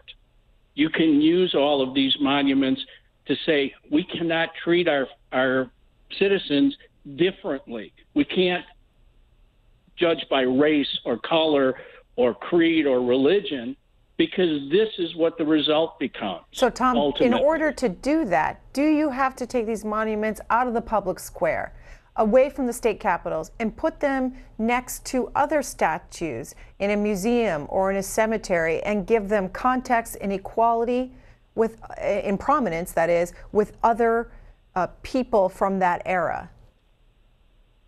I think that having them in public places might not be the greatest thing, but it also puts them in the public eye, and it makes people think about it. If you have to go to a museum specifically to look at one of these things, what are your chances of doing that, as opposed to it, like here in Savannah, which is close to where I live, they have a large Confederate monument to the Confederate war dead. It makes you think about it every time you walk by and say, you know, this might not have been the best cause, but it changed the world. And these people were people of their time. They didn't think like us. They didn't act like us. And we can't really understand, based on our perspective, what their thought process and life was like. But we do know one thing: if we continue doing what we're doing, we're going to tear ourselves apart. And these are visual symbols of, if we continue doing it, this is what's going to happen or could happen. Okay. Thank you. Kevin in California. Kevin, good morning. You're next. Good morning, Greta. How are you? Doing well. Throughout history, many other countries and parts of the world had slavery when the Romans conquered the Greeks. The Greeks were taken as slaves, so nothing is new necessarily about slavery. However, American slavery was particularly cruel for several reasons. The slaves were brought here from over thousands of miles away with no chance of getting back to their lives or families. Their children were also turned into slaves. They never had an opportunity or a right to become free, no matter what they did. And these statues stand as a reminder for the black man and woman today, Americans, that this is what happened to their families in the past. And there's no reason at all that you can tell me within reasonable value that there should be something in the public where, when our brothers and sisters walk by, it makes them feel and remind them of the way their families were treated. Eric, South Amboy, New Jersey. Eric, what do you think about Confederate monuments? Should they stay or go? I don't know. I mean, I think, you can't fight racism. I mean, it's a terrible thing, and I feel for those people, but you have to think, these were American boys. These are statues of American boys. They were statues of soldiers, and they had extreme courage to do what they did and fight for their rights and their state rights. They believed the government was committing tyranny, and that shaped a lot of our policies as a country today. We don't stand for a government that commits tyranny or tries to break the Constitution. So I just think that tearing them down is un-American, and you're tearing down a veterans monument, and I don't know. I think it's wrong. Okay, Eric there with his thoughts in New Jersey. As we noted, Politico reports that of the 700 Confederate monuments in this country, most of them reside in Virginia, Georgia, and other southern states. There is one Confederate monument in the state of Massachusetts. Joining us on the phone is Cristela Guerra, who's a reporter with the Boston Globe. Cristela Guerra, give us the history of this Confederate monument in Boston. Sure, Greta. So essentially, it was erected in 1963 during the Civil War centennial. It was put up by the United Daughters of the Confederacy, who had a branch in Boston, which is now defunct. It's not large. It's behind a visitor center on an island in Boston Harbor, outside of a national historic landmark called Fort Warren, where thousands of Confederate soldiers were imprisoned. So the monument itself only honors 13 soldiers that died at Fort Warren, and it has the Confederate seal, has their names, and it calls the Civil War between the states. Been there since 1963. It hasn't really been noticed by a lot of people. It's sort of it's kind of subtle. Can you see it today? Oh yeah, it's there, but as of June 16th, it's been boarded up. It's been boarded up because the governor basically, Charlie Baker said, you know, we don't want a monument that doesn't stand for the liberty and equality of all peoples in Massachusetts. So ever since, the Mass Historical Commission and the DCR, the Department of Conservation and Recreation, is trying to figure out kind of what to do with it, essentially. Well, can Massachusetts take it down? I mean, can the government take it down? They can take it down, but apparently, from what I understand, when I actually wrote my story and prior to, this came right after New Orleans took down their Confederate monuments, 4 of them. And then at the time, the letter was sent from the DCR to the Historical Commission in July asking, how do we do this? And the Historical Commission said, submit a form and tell us what you're intending to do with it. What are your preferred methods of removing it? And where should we put it? They're looking at museums. There's a lot of discussion, but to be frank, right now, it's sort of just at a standstill. The governor, Charlie Baker, Republican, said this. Governor Charlie Baker on the Boston Monument said that Governor Baker believes we should refrain from the display of symbols, especially in our public parks, that do not support liberty and equality for the people of Massachusetts, quoted in the Boston Globe. So what has the debate been like in Massachusetts? It's been very interesting. You know, after I wrote the story, it had been reported before, and people were trying to figure out they didn't know we had a UDC chapter here. When I reached out to the UDC, I never heard back. There was concern that unlike monuments that were constructed right after the Civil War or at the turn of the century, or commissioned back then, this was only 1963. It was in the middle of the Black Power movement. It was as civil rights movement was gaining strength. There's a study that said a lot of monuments that honored the Confederacy came up during that time, shortly after Jim Crow. So there's a sense that, you know, these monuments were put up by some historians say these monuments were put up to intimidate and to remember history in a false narrative. And they asked the question to me, what do we want to remember? While others would say it is a part of history, and thus maybe we should relocate it because it should not have a place of legitimacy in a national historic landmark, but put it in a museum within proper context of what the Confederacy actually stood for. Cristela Guerra, what's next in this debate? Well, I called them yesterday. The story ran a week ago. I am following it. I'm hopeful that we'll hear something probably within perhaps a few weeks. I think that there's still the form is necessary. The form is needed so that the Historical Commission can review it. And then once they review it, it's essentially relocation. Right now, nobody can see it. And I think before, when you could see it, it was right behind the visitor center. Most people didn't really notice it. There hadn't been requests to remove it. To follow what's next for this Confederate monument in Boston, you can go to bostonglobe.com or Twitter @BostonGlobe to follow Cristela Guerra's reporting. And we thank you for your time. Absolutely. Thank you, Greta. Back to our conversation with all of you. What do you think about the debate that's happening across cities in the United States? Should these Confederate monuments stay or go? Larry in Petersburg, Illinois. It's your turn, Larry. Good morning to you. Yeah, good morning, Greta. I just hate to see all this divide over all this. And I don't think I find it hard to believe that anybody in the United States today would say that slavery was right. But a lot of people had family members die thinking they was fighting for the right cause. I just think maybe we ought to leave it to the local areas, decide what to do. But maybe one suggestion was, if they leave them up, put a sign on there, slavery is wrong. All right, that was Larry in Petersburg, Illinois. Don, Sumter, South Carolina. Welcome to the conversation, Don. What do you think? Hi, Greta. Good morning. Good morning.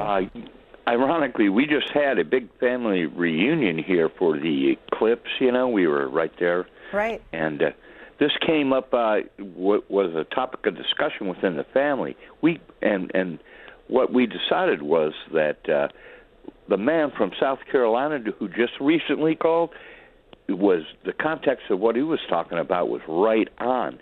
And then when you asked a perfect question following him, which was, well, what should we do with it? And my family came up with the decision that we should put up plaques with each and every statue that is or monument that is up, explaining exactly the circumstances. I mean, it is the history of our country, and be it bad history, and we should use these statues to remind ourselves, you know, not to ever let this happen again.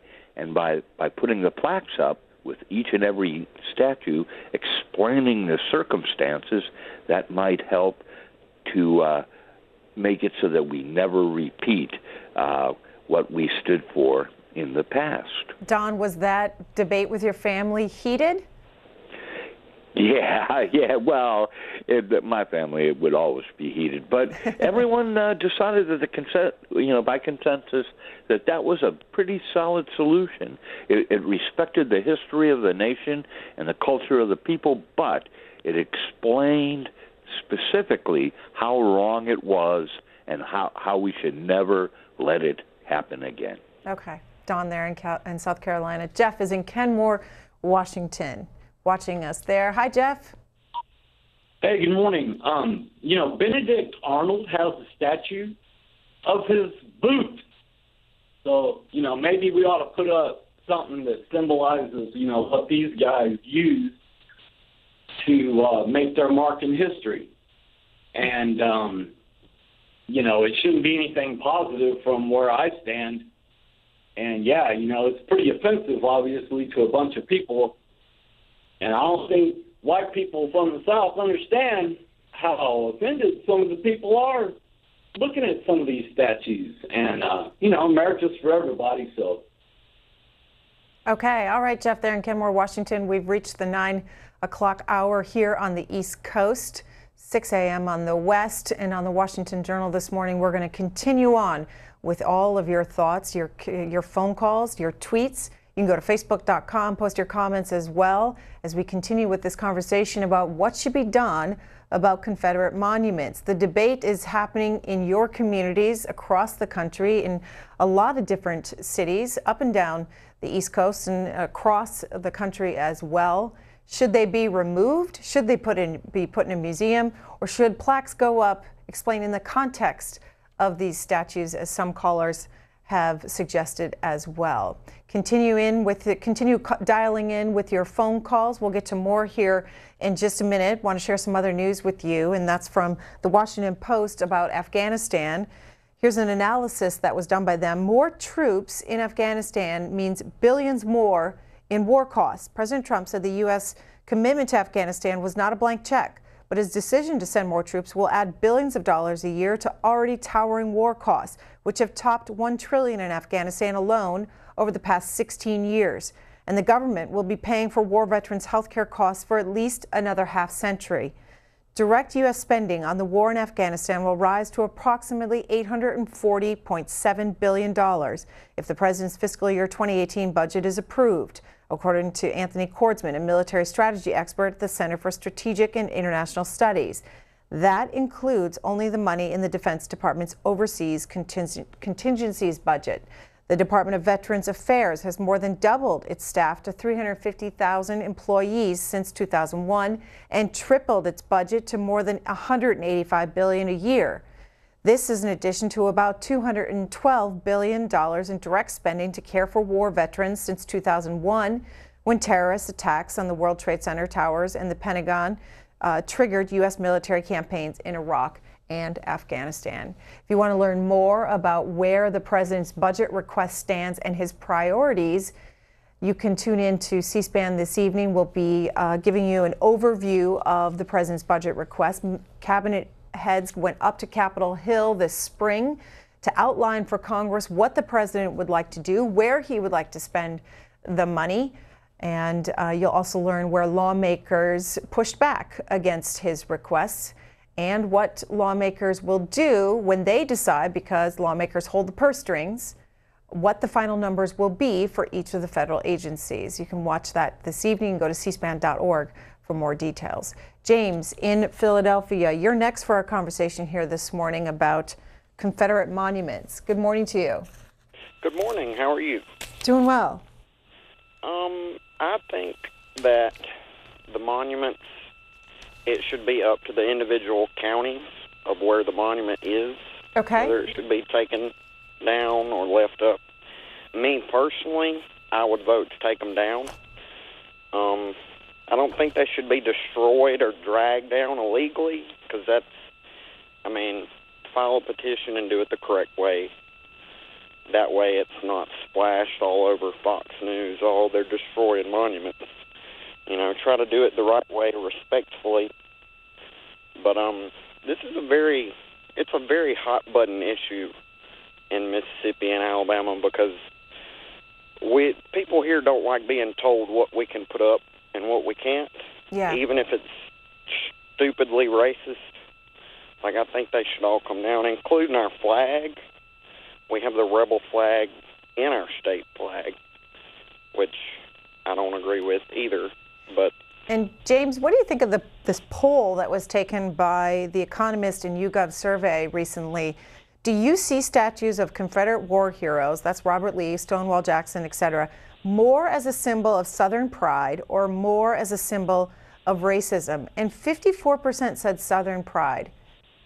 What do you think of the question, the response from those surveyed, and this concept of Southern pride? Well, my stance would be it depends on the statue.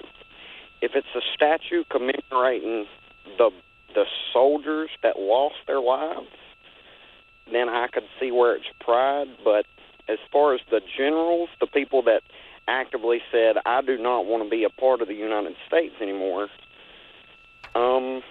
no, I don't think that's Southern pride, because the South did not want to be a part of the United States, so that's un-American.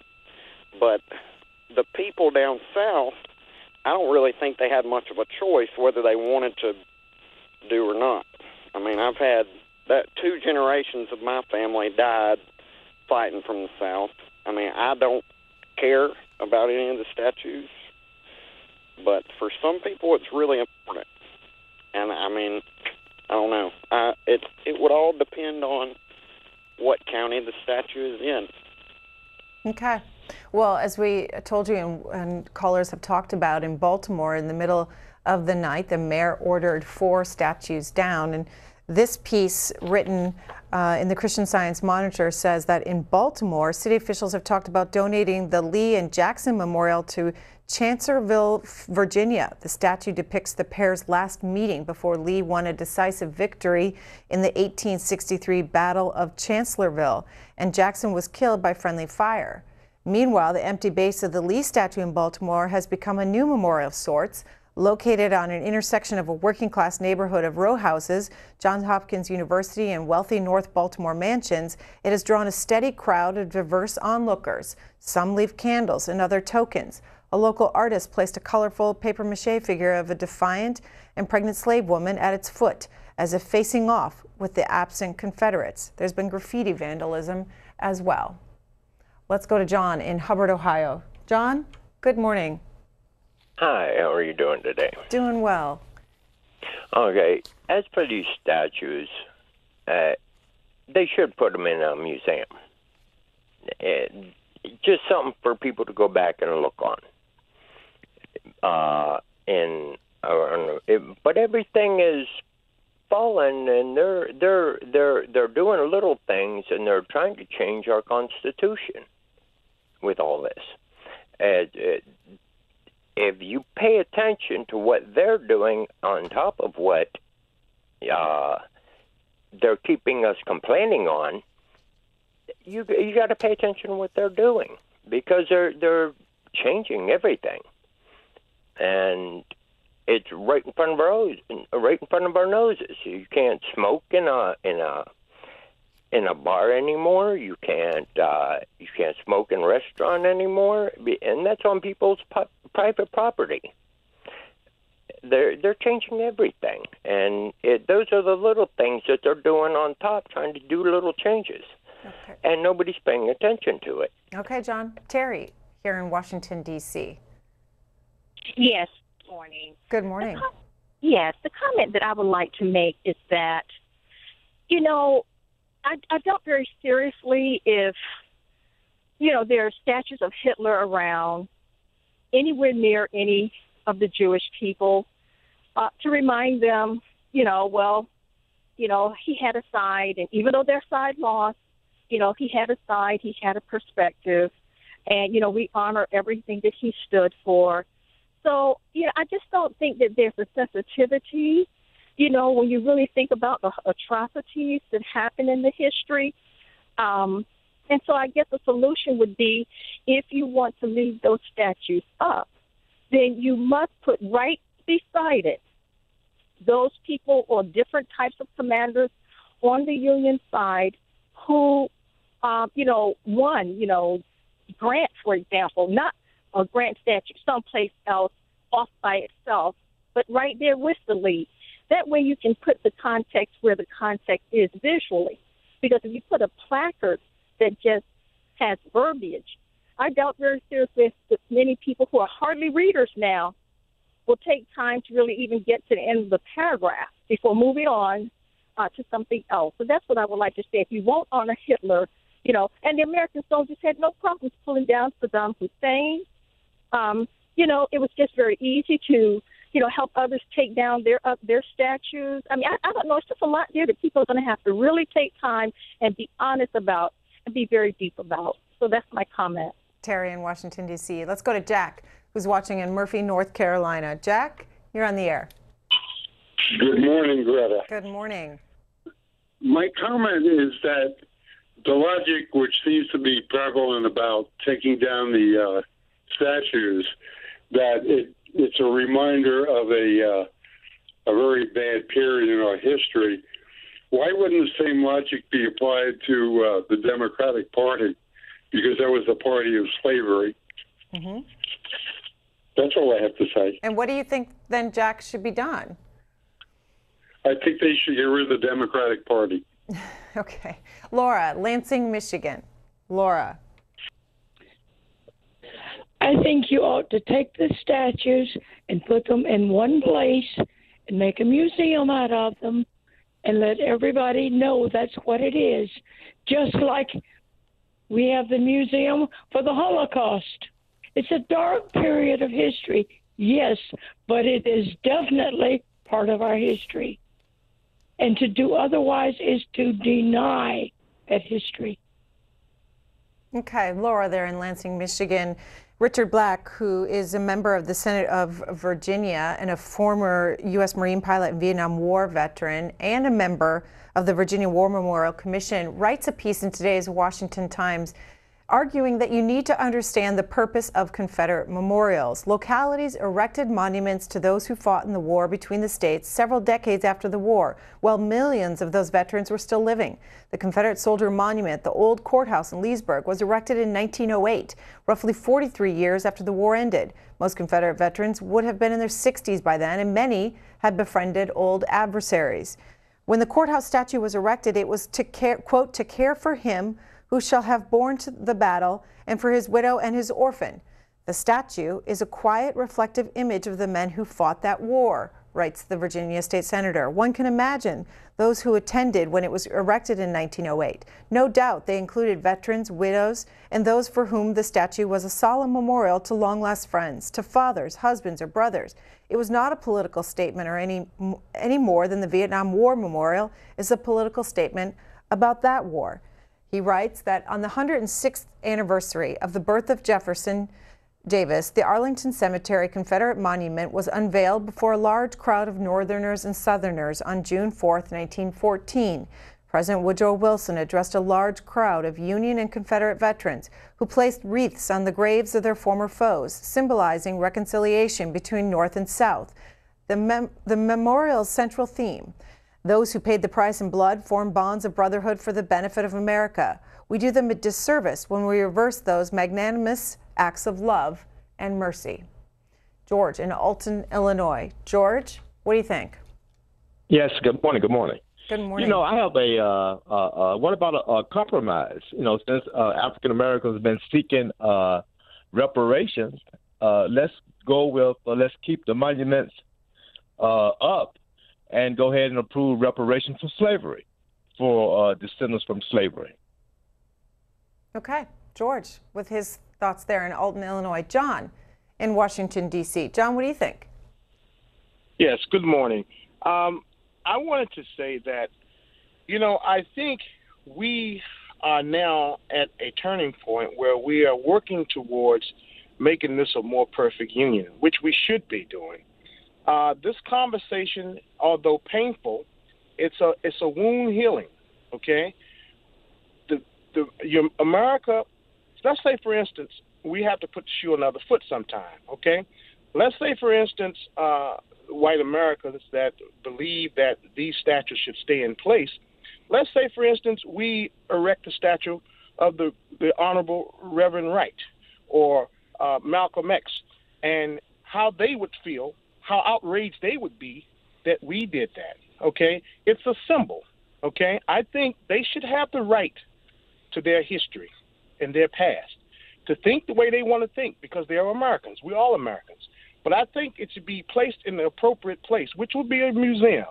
If you want to go and look at the history, just like the African American Museum, I live right here in D.C., okay? When I walk into that museum and I see all of the horrors and all the things that we had to go through as a race, that's a stark reminder, okay, just like those statues are. So we need to put them in the proper place. We need to put them in a museum.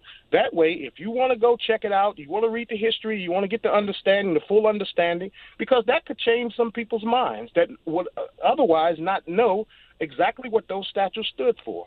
So I thank you for allowing me to speak. C-SPAN is the dynamite place for Americans to view and to vent. And thank you all for being in existence. Yeah, and have a conversation across the country. Priscilla, West Hills, California. Hi, Priscilla. You're next. I'm a black woman. I'm 71 years old, and I grew up in the South. I grew up in Mississippi till I was 16, and I learned a lot about our history. And actually, part of my history, Jefferson Davis is actually one of my ancestors. And so I don't see that a statue can actually hurt anyone, and I'm just wondering why right now, why these many years later. And then you had, if you study the Civil War, you have two brothers in the same family. One fought with the North and one fought with the South. And I myself, I have Southern pride, although I've been out here, I'm 71, I came out here at 16. But the South is my home. And I don't condone what happened in slavery. But at the same time, you're also splitting families, which means, we were mixed up back then. Some of us were mixed with whites or whatever. And also, I want to know, why is it that you can have people on the street flying ISIS flags or holding up ISIS flags, and yet we get upset when they see the Confederate flag? I see that as a war between the states. The South was very, very popular back then. They were making money. And you had the North that was fighting the South. I mean, there have been slaves forever in this world. You go back to Egypt, the Jews were slaves, and they built all the monuments in Egypt. The pyramids, are they going to tear those down? You know, I think people should think twice about this, and tearing them down is not going to change anything. The hearts of people have to change. Okay. And if Priscilla in West Hills, California, with her thoughts. Fidel in Columbus, Georgia, what is your take? My take on the Confederate flag, they should be removed and placed in the cemetery. Here's the reason why I say that is because it's a reminder of hatred. And not only is a reminder of hate, but most of the people that fought in the Civil War, they was against slavery. They was for slavery. Now, if you want to place a statue up, why not place one up of Jesus? I don't know why we don't have one up of Jesus. George in Jacksonville, Florida. George, what do you think? Is this about history or hate? Well, I think it's a different thing to different people. I grew up in North Carolina, South Carolina, Georgia, Alabama, and most of the people I dealt with weren't all wound up like the Klan. As a matter of fact, my great-grandfather in Fort Worth, South Carolina, ran a newspaper. He took on the Klan 100 years ago. They shouldn't be involved, but the rest of us should ask the cities and counties to move the statues to the graveyards, as people are suggesting, but call them the World Slavery and Elimination Museums, because North Korea still has slaves, Bangladesh has slaves, there are a lot of slaves in the Middle East. I lived in 12 countries, and I saw this up close and personal. The real problem here is that the kids are not being educated properly. In Alabama, where I graduated from high school, Monroeville was pretty close by. We studied To Kill a Mockingbird, but we also studied the causes of slavery, which are economics. People are cheap if you enslave them by immoral people. And these things need to be put in these museums to teach the kids and the adults the true nature of slavery, why it occurred, who started it in the modern era, let's say within the last 400 years. It can be done, and Jacksonville has been talking about this for years. Okay. Alan in Sedalia, Missouri. Is that the name of your town? Did I pronounce it correctly? Yes. Okay. Thanks for taking my call. You know, the Civil War is over and election's over, and we need to get down to business at hand. And the younger generations doesn't know the history, especially the younger blacks.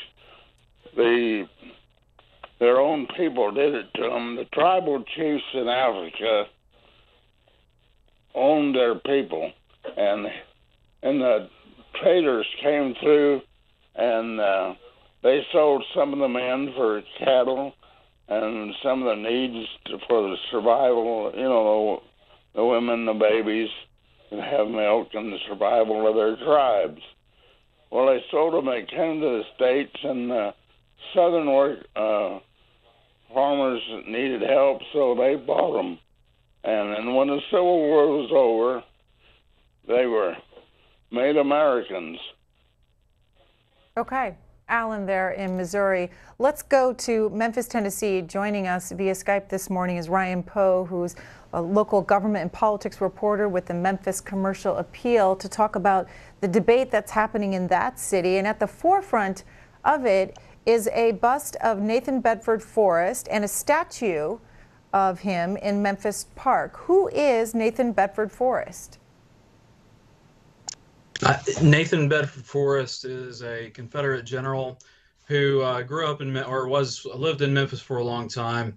So he and after the war, he really kind of helped Memphis's reconstruction, along with Jefferson Davis, who was the president of the Confederacy. He owned a slave trading business in Memphis, according to History.com as well. First Grand Wizard of the Ku Klux Klan. In the Battle of Fort Pillow in April of 1864, his troops massacred black soldiers following a Union surrender. And after the Civil War, Forrest worked as a planter and railroad president. So what's the history of the bust and the statue of him? Well, the bust is in Nashville, and I'm not familiar with all the history of that. The statue was actually installed at around the turn of 1900, and has been just since then. Even from then, it's always been a controversial subject in the civil rights era. That's when the Jefferson Davis Monument was erected, and it's just always been just a draw for criticism. But especially during the civil rights era, that's when the push really started to bring it down. And we didn't really see any action from local government until just recently in 2015, when the city council voted to take it down. That was the first action. And what is the debate like today? What actions what is happening? Well, since 2015, the city has been trying to take the monuments down, Jefferson Davis and Forrest. And what's happened is that the state has a very strict historic preservation law that has really blocked the city's efforts to take it down. And right now they're going through that process. Governor Bill Haslam just announced his support for the city's application for a waiver to remove the statues. But still, the Tennessee Historical Commission has voted it down once, has several members of its board who are Sons of Confederate veterans, supporters and members. So they've denied it once. That was overturned on a technicality. It'll come back, but not sure at all what's going to happen next. And what is this Historical Commission? The Historical Commission is a governor-appointed board that reviews all monument changes, modifications, movements, anything like that across the state. The board was emboldened in 2016, just as the Confederate monuments debate really hit its stride nationally, to say no to any movement of any historic figure monuments. So before it was just for war memorials, but when the Confederate monuments debate got going, that's when the historic figures kind of were added to the list of the things that the Historic Commission controlled. And what are race relations like in this debate like in Memphis, Tennessee? Of course, Martin Luther King assassinated in Memphis in April of 1968. So what is it like in Memphis today? There's been a renewed call for the statues to come down, especially with, as you mentioned, the 50th anniversary of Martin Luther King Jr.'s assassination next year. The city's planning a big rollout, MLK 50. And so, yeah, there's a big push to bring it down before then. I think everyone in Memphis who is an elected official and in the Memphis government is pretty much on board with taking it down. City Council voted unanimously to take it down. The mayor, Jim Strickland, wants to take it down. Protesters want it down. The real thing that's keeping it from coming down is the state, which is, Memphis is a Democratic city, heavily Democratic controlled. The state is a red state, and I think there's some tension there between just what people want from both sides of that issue. And could some who want the statue taken down get a waiver from the commission? There is a question about whether if they get a waiver, then all's well, they can take it down whenever. But it's if the commission does not grant a waiver, then the city says they're willing to appeal all the way up to the state Supreme Court. That's one option. The city council just recently said that if the waiver is denied again, that they'll explore other options, which could mean walling off the statue, possibly in violation of state law, or pursuing other options like selling the parks that the statues are in to a third party who could then remove the monuments because the state law doesn't apply to private land, and sell the parks back to the city. So that's another option that's being considered as well. More debate to come there in Memphis. Ryan Poe, local government and politics reporter with the Memphis Commercial Appeal. Thanks for the update. Thank you, Greta. Let's go back to your calls. Luis in Chicago, good morning to you. Morning, everyone. What do you say? Take them down or let them stay? Well, it's a very, very sensitive question because it's done too quickly. It should have been discussed, and people should have voted on it and had some kind of civil discussion on it rather than just being hateful about it, because it's a part of our history. And not all white people in the South were monsters. They did help slaves get away from that bad situation. But Greta, let me just say something else too. Sure. And they should. Well, your question is, should we keep it, right? Yeah. Okay. My answer is, we should put it in a war memorial museum for the United States, the Civil War. Now, please let me say something. Okay. If we are going to go to the South and try to get rid of the symbols of slavery, what are we going to do in the North? Greta, I am retired, and I walk down the streets every day in Chicago. We don't have any museums. We don't have any statues. We don't have any racial generals around in the parks. I get harassed every day racially by people from all over the world, and they are mocking me 10 times a day. What are the Democrats going to do in Chicago to stop the racism? Would you please answer that? Well, what do you think? They should pass a mocking law. I'm a little nervous this morning here. It's okay. They should pass a mocking law that says it's illegal to walk down the streets in any country, or any state in the United States, and mock a person like they're a thief, hold your purse like they're going to steal from you, like they are going to do something to you that's nasty or something, and put the person down because of the facial features and their hair, because they have a different texture type of hair. All of this stuff should be addressed, not just the South. This stuff is all over this country. It's not just in the South. So the North is just as bad. So you can't just put the Southern people down and leave the Northern people free of all this meanness that they do every day in the city. So they should pass a mocking law outlining it anywhere in the United States and make sure that people who practice this know it's not right. Okay. Luis in Chicago. Let's hear from Bruce, who's in Plant City, Florida. Bruce? Yes. Good morning. Welcome to the conversation. How are you? Doing well. I would like to say, in my mind's eye, we don't need any monuments. We don't need the Mount Rushmore Monument. We don't need the Marine Memorial Monument. We need problem solvers. All we do in this country is go from one, it's like a bunch of piranhas, the news. They go from one feeding to the next feeding. We need people in Washington that don't harass people, Democrat or Republican, and I'm a Democrat. But we need people that can work to solve the problems. We need people that are genuine. We need genuine people in this country.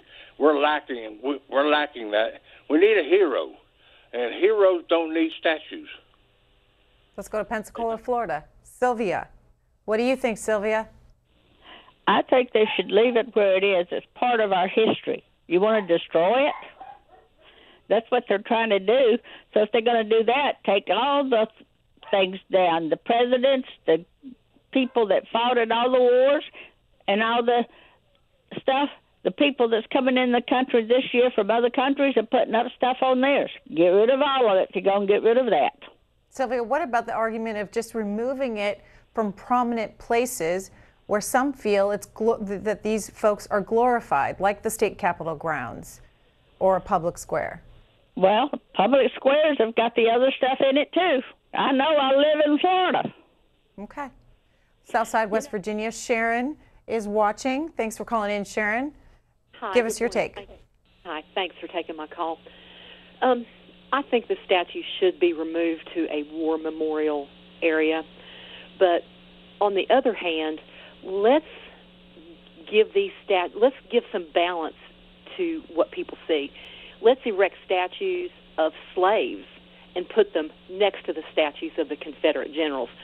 Slaves picking cotton, slaves being hung, slaves being beat, raped, skinned alive. That way, people could really see what these generals were fighting for. And the way things are now, I'm white. I feel such hatred towards me from black Americans. I didn't used to feel that way. I voted for Barack Obama in 2008. I was so proud to vote for him. I had such hope. And I've been a Democrat all my life. In 2012, I switched to the Republican Party and voted against Barack Obama. Not specifically because of anything he did, but because in my daily life, in restaurants, workplaces, wherever I was at, all of a sudden the animosity from black people was directed at me. I think that the racial divide in this country has gotten so deep, we may never get over this.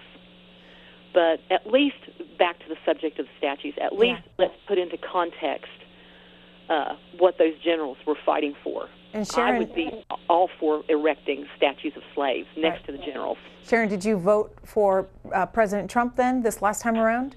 Yes, I did. And I am so against so many things he's done, but more than anything, I was voting against Hillary. I'm sorry, what was your question? No, that was my question. You were voting against Hillary Clinton. I did vote against Hillary. Even though, Trump, he's got an alligator mouth. I don't think that he is racist. I think things have slipped out of his mouth. I think the only color he sees is green. And basically that's my only comment, is that I think that we should put into context what these generals were fighting for.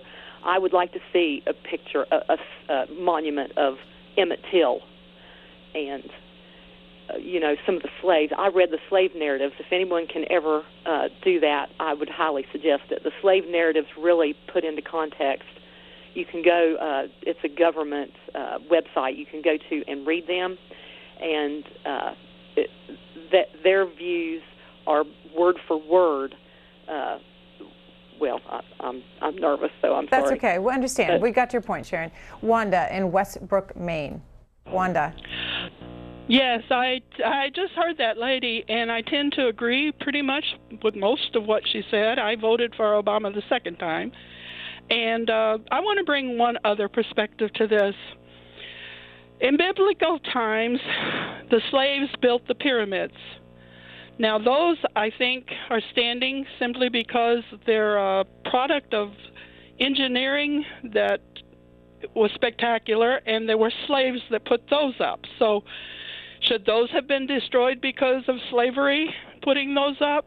No, because they're an attraction for one thing, and because of the engineering for another thing.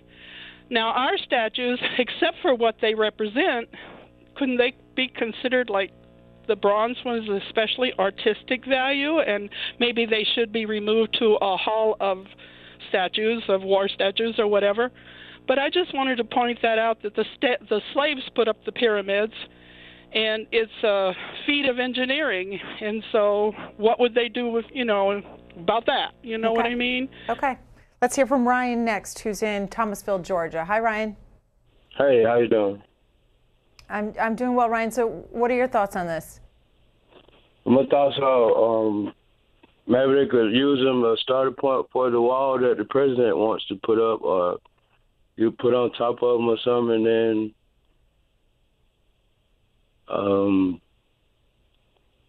don't get rid of them or destroy them, just like as a symbol or whatever. Who want, like, want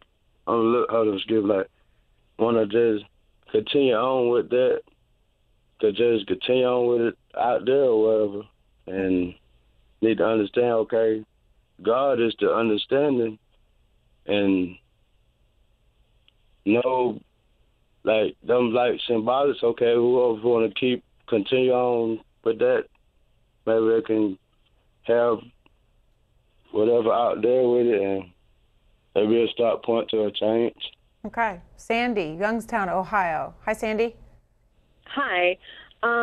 Yes, about the statues, I don't really care. I'm not from the South, So I don't really care if they're put in a museum. I don't think they should be destroyed. But they did a poll where 62% of Americans want them to stay as a part of history. But they're not going to stop. This is the left, okay, the minority of people that want these removed. And they're not going to stop. They've already said they want Washington removed and Abraham Lincoln, and then there's going to be the names of schools and the names of streets and Rushmore, and then books will be next, and movies, and then it's going to be the Constitution. That's what they're really aiming for. It's the Constitution of the United States, because they're going to say it was made by slave owners, and even though this is the freest country and we try to make things better, where a lot of countries still have slaves, and that's what they're after. The Constitution, keep that in mind. Thank you. All right, Sandy. Ray, Pleasant View, Tennessee. Welcome. What are your thoughts? Yes, these monuments that they're on, this is nothing but a ploy from the liberal people. Silicon Valley has got enough foothold if they think they can push and take everything down, history and anything that's conservative. Now, Donald Trump is not the best speaker, and sometimes he speaks off the cuff, but I'll tell you what, he sees what their Silicon Valley and all the liberals all over this country and out of this country, George Soros and all those people, they're funding this crap. And America better wake up and better start smelling the roses, because they're going to try to take it away. Just like that lady said, they're after the Constitution, they're after our history, they're after our pride and dignity in our country. And American people better wake up and take charge. Thank you. All right, Ray. Lynn, Sheldon, Illinois. Lynn, what do you think? Well, thank you for taking my call, and thank you for having this debate. I think that every caller who's called in has had great ideas. I think it's a wonderful idea to erect statues right beside these hero statues of, slaves, and like Frederick Douglass, who wrote the Knave's narrative, the narrative of the slave. It's a very good little book. It's easy read. And, I really think that it's about hatred. It's about beliefs. It's about belief systems that families teach their children. They teach their children to hate because they teach their children, black people are inferior.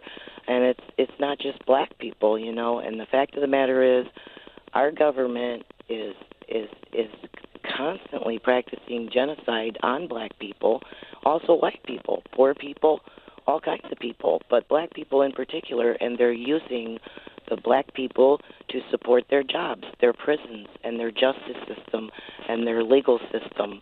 It's crazy. They're putting people in jail, keeping them there for years and years. They don't get a lawyer. They don't get a trial. They just get locked up. So the slavery is really still going on. We're still practicing racism against black people, and it's being done by the authorities of the government, the police, the Congress, the lawmakers. And the last caller is very right about Silicon Valley.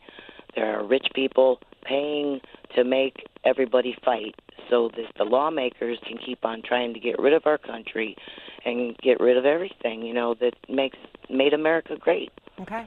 Dale, West Milford, New Jersey. Hi, thanks for taking my call. My quite expensive liberal education taught that the war between the states was fought to determine whether the future of the country would be industrial or agricultural. Slavery was a part of this, but I was taught that it was driven by the northern industrialists wanting wage slavery, because bound slavery would have been expensive for the industrialists, since they would have had to pay, since they basically at the time paid nothing when an Irish immigrant or child laborer lost an arm or limb in their machines. I think people have missed the point about how a lot of this came up. And if you go back and look at C-SPAN's show with Steve Bannon and Rance Priebus, Steve Bannon made a comment that I think shook up a lot of people, which was essentially that in 2020, he wanted to get the target for the Trump administration was to win re-election with 20 to 40% of the black vote, I believe 30 or 40% of the black vote. And I lived in Brooklyn for 12 years in an area that was, say, 90% black. And, if you look, what the Trump administration ran on was combating a lot of the systemic problems. You look at Patterson. Patterson, according to the Bergen Record, has only 3% of the people graduating that can get into college without taking remedial classes. In other words, they have a 97% failure rate, which is very bad. What that does is when you have a poor education, it makes you dependent. And when you have crime-ridden neighborhoods, it ends up leading the people into despair and drugs. These are the things that need to be fixed. And removing these statues, when I look at it, I just look at them pulling down the statue of Saddam Hussein and think, what is the difference? It's stupid people doing stupid things. All right. And Dale, you were referring to Steve Bannon and Reince Priebus on the stage together at the annual Conservative Political Action Conference that took place in Washington. C-SPAN had coverage of that discussion. You can go to our website, cspan.org, to find more. What caused the Civil War? This on the website of civilwar.org. While many still debate the ultimate causes of the Civil War, Pulitzer Prize-winning author Jane McPherson writes that the Civil War started because of uncompromising differences between the free and slave states over the power of the national government to prohibit slavery in the territories that had not yet become states. When Abraham Lincoln won election in 1860 as the first Republican president, on a platform pledging to keep slavery out of the territories, 7 slave states in the Deep South seceded and formed a new nation, the Confederate States of America. The incoming Lincoln administration and most of the northern people refused to recognize the legitimacy of secession. They feared that it would discredit democracy and create a fatal precedent that would eventually fragment the no longer United States into several small, squabbling countries. And here, the bloodiest battles of the Civil War on your screen there. Over 600,000 died in that war as well. You can find this information again on civilwar.org. Barron, Waldorf, Maryland. Good morning. Good morning. I think these statues is not about the actual statue. It's about a debate that African Americans still feel like they're being treated unequal. It goes to show that we're not in a post-racial America, as a lot of people seem to believe. And if these wounds were healed, this wouldn't be an issue. So what should be done then, Barron? I think that, honestly, we need to have a bigger debate going on about why this is an issue, why people feel like they're not being treated equally. African Americans are still jailed, like a few callers before she was saying. They're still jailed in disproportionate rates. It's systematic racism rather than blatant racism. And I think that's why a lot of people still feel like they're not being treated equally. When you look at the numbers, they don't add up, even though people on a day-to-day basis feel as though, I don't dislike black people, I voted for Barack Obama. The system still is geared towards white privilege. Okay. Brian, Houston, Texas. Brian, what do you think? I say that when I look at this and people that say, you want to tear down our culture, you want to tear down our heritage, I say, well, what is your heritage? Is it racism and treason? And then I look to myself and I say, when I see things like what your callers have said, how they tore down the Saddam statue, saying this is to show the people of Iraq that they are truly liberated and truly free. Victims don't put up portraits of their perpetrators. I guarantee there's no pictures of OJ in Nicole Brown's house. I guarantee you that people like Waco aren't going to erect statues of David Koresh because when you've been victimized by somebody, you don't celebrate them. You don't put them up and revere them like that. What you do is you put it in a book, you put it in a history museum but you don't put them up in statues that make them look as though they're heroes. And if anybody says that this is the way that it should be, then I dare to ask them the question, why not put up a picture of or a statue of Osama bin Laden to say it's for memory? Okay, Brian's thought there in Houston, Texas. Let's go to St. Petersburg, Florida. Joining us via Skype this morning, Steve Contorno, who is the staff writer for the Tampa Bay Times, to talk about the debate that's happening in that city over a Confederate monument. Explain this monument. What exactly is it? And Florida's role in the Confederacy. So it's actually a very interesting monument. It's a lot different than some of the ones that are causing controversies in other parts of the country. It doesn't have Robert E. Lee or Stonewall Jackson on it. Instead, it has two soldiers. One's facing north with his bayonet on his shoulder, heading into battle. The second one faces south. His head is down. He's looking dejected, returning from war. And in between is a marble structure that points towards the heavens. It's about, I would say, about 15 feet tall, and it was erected in 1911 at the 50th anniversary of the start of the Civil War. And Florida, the Tampa Bay area had a small role in the war. There was a very short battle near the port area, and there were people who fought in our area from in the Confederacy, and there were some Union soldiers as well. It was not a large population because Florida was still, vast swamplands at the time and mostly just port cities, especially in this part of the state. But there was some connections to the Confederate Army and to the Union as well. Explain the political process so far, the debate that has waged in Tampa over what to do with this monument. It's been an interesting one, and it actually started before the events in Charlottesville, more so closely tied to what happened in New Orleans. And it's been going on for several months. It's an interesting dynamic because you have Tampa, which is a relatively progressive city. Its entire council and its mayor are all Democrats. But the statue itself is on county property outside of an old courthouse. And the county commission here is 5-2 Republicans. So you have a little bit of friction between the council that wants this thing out of its downtown, but it's in control of a county commission that's more conservative in nature. So it's been an interesting back and forth. They had a vote on whether to remove it in June. They decided not to move it, and then they re-voted a month later and decided to move it. And then more recently, they had a vote to move it or who should pay for it, and they decided that there had to be private funds raised in order to move it. And they challenged people in the community who wanted to see it moved. They said you have 30 days to raise the money or it won't be moved. The community responded by raising $140,000 plus in less than 24 hours.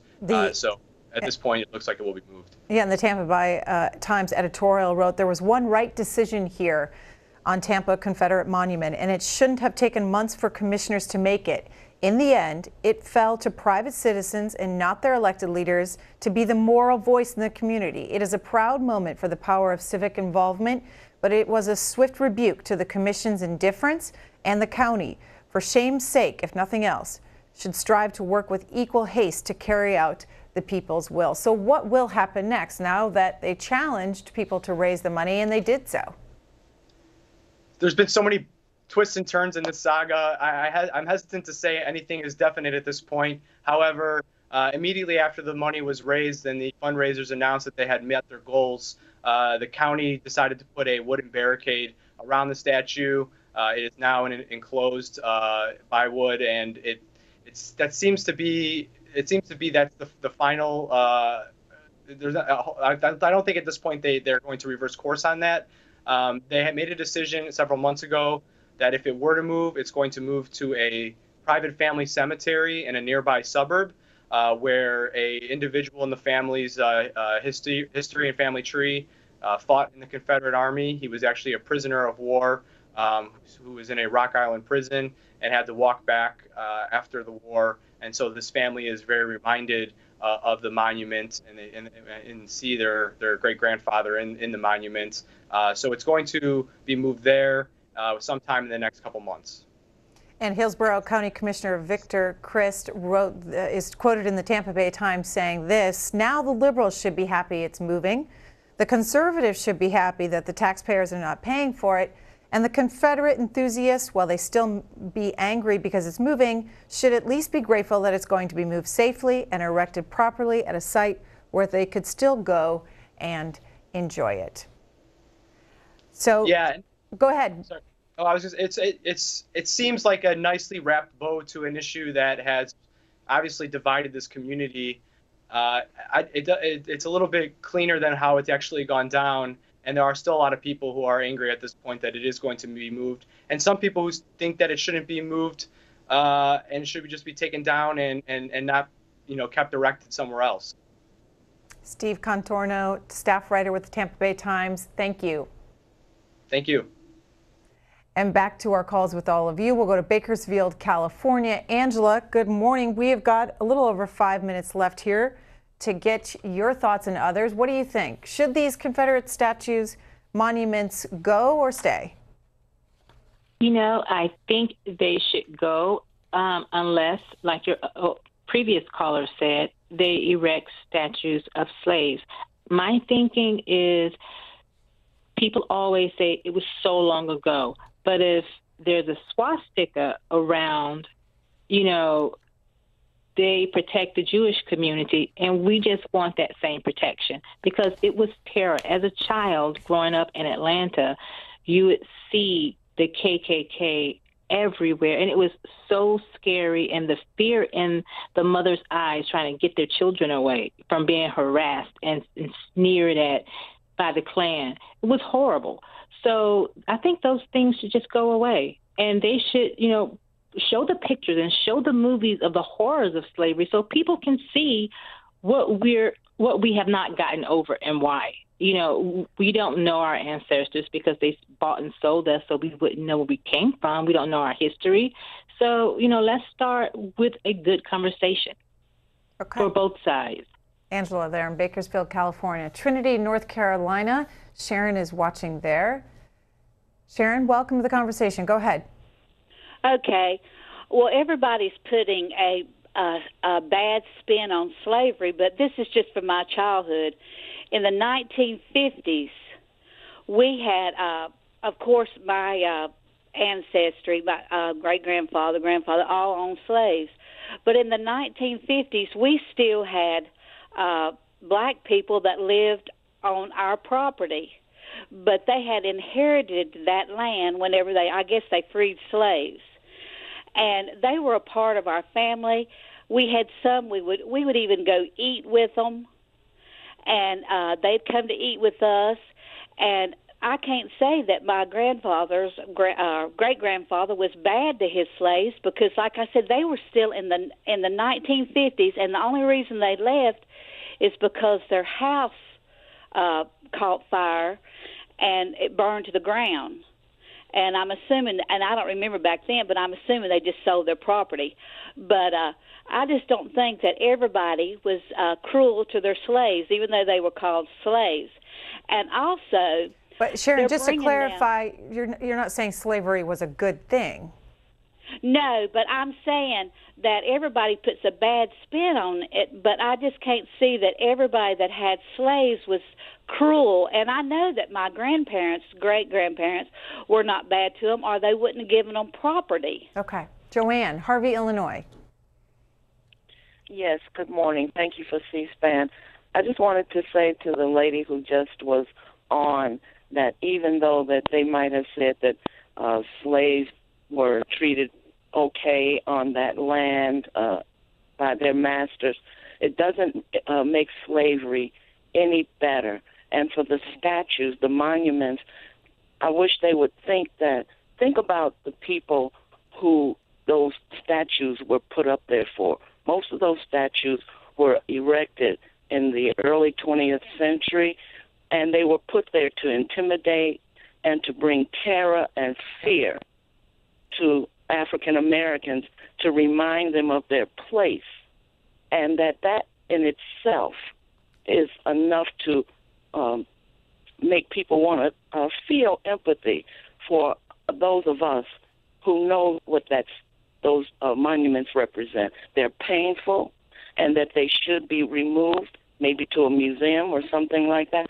but they shouldn't be in the public square, because that's what those statues are up there to remind us of. Okay, and Joanne, if you go to history.com, a story, a piece that they put together on how the U.S. got so many Confederate monuments, to go to your point, while every statue in every town has a different origin, taken together, the roughly 700 Confederate monuments in the United States tell a national story. Many of these commemorations of those on the losing side of the Civil War are a lot newer than one might think. According to the Southern Poverty Law Center, these monuments are spread over 31 states plus the District of Columbia, far exceeding the 11 Confederate states that seceded at the outset of the Civil War. Most of these monuments did not go up immediately after the war's end. And according to one history, they started to build the monuments, the vast majority of them, between the 1890s and 1950s, which matches up exactly with the era of Jim Crow segregation. The president tweeting out here this morning more about Mitch McConnell, the leader of the Senate. The only problem I have with him is that after hearing repeal and replace for 7 years, he failed. That should never have happened. The president's relationship with Mitch McConnell fraught. The New York Times reporting on it yesterday. The two have not spoken in a couple of weeks, according to the New York Times, but the leader, Mitch McConnell, putting out a statement yesterday saying that he is in frequent contact with the president and they're on the same legislative page. We'll go to James, who's in Pensacola. James, we'll try to get in another phone call here before we say goodbye for today. Go ahead. Oh, we'll go to Marcus, Pensacola. Marcus, good morning to you. Good morning. And contrary to a lot of belief, the Civil War was not caused by slavery. Slavery was never the issue. It was about Southern cotton farmers sidestepping Wall Street. And that's what caused that war. Now, these statues should never be taken down. They're part of our history. I don't find them offensive. And if they're going to take these statues down, where do we go next? Do we take down all the street markers that have Martin Luther King's name on them simply because it's a black issue? And that's my take on it. Marcus there in Pensacola, Florida. Thanks to all of you for participating in the conversation this morning. That does it for today's Washington Journal. Hope you enjoy the rest of your day and the rest of your week.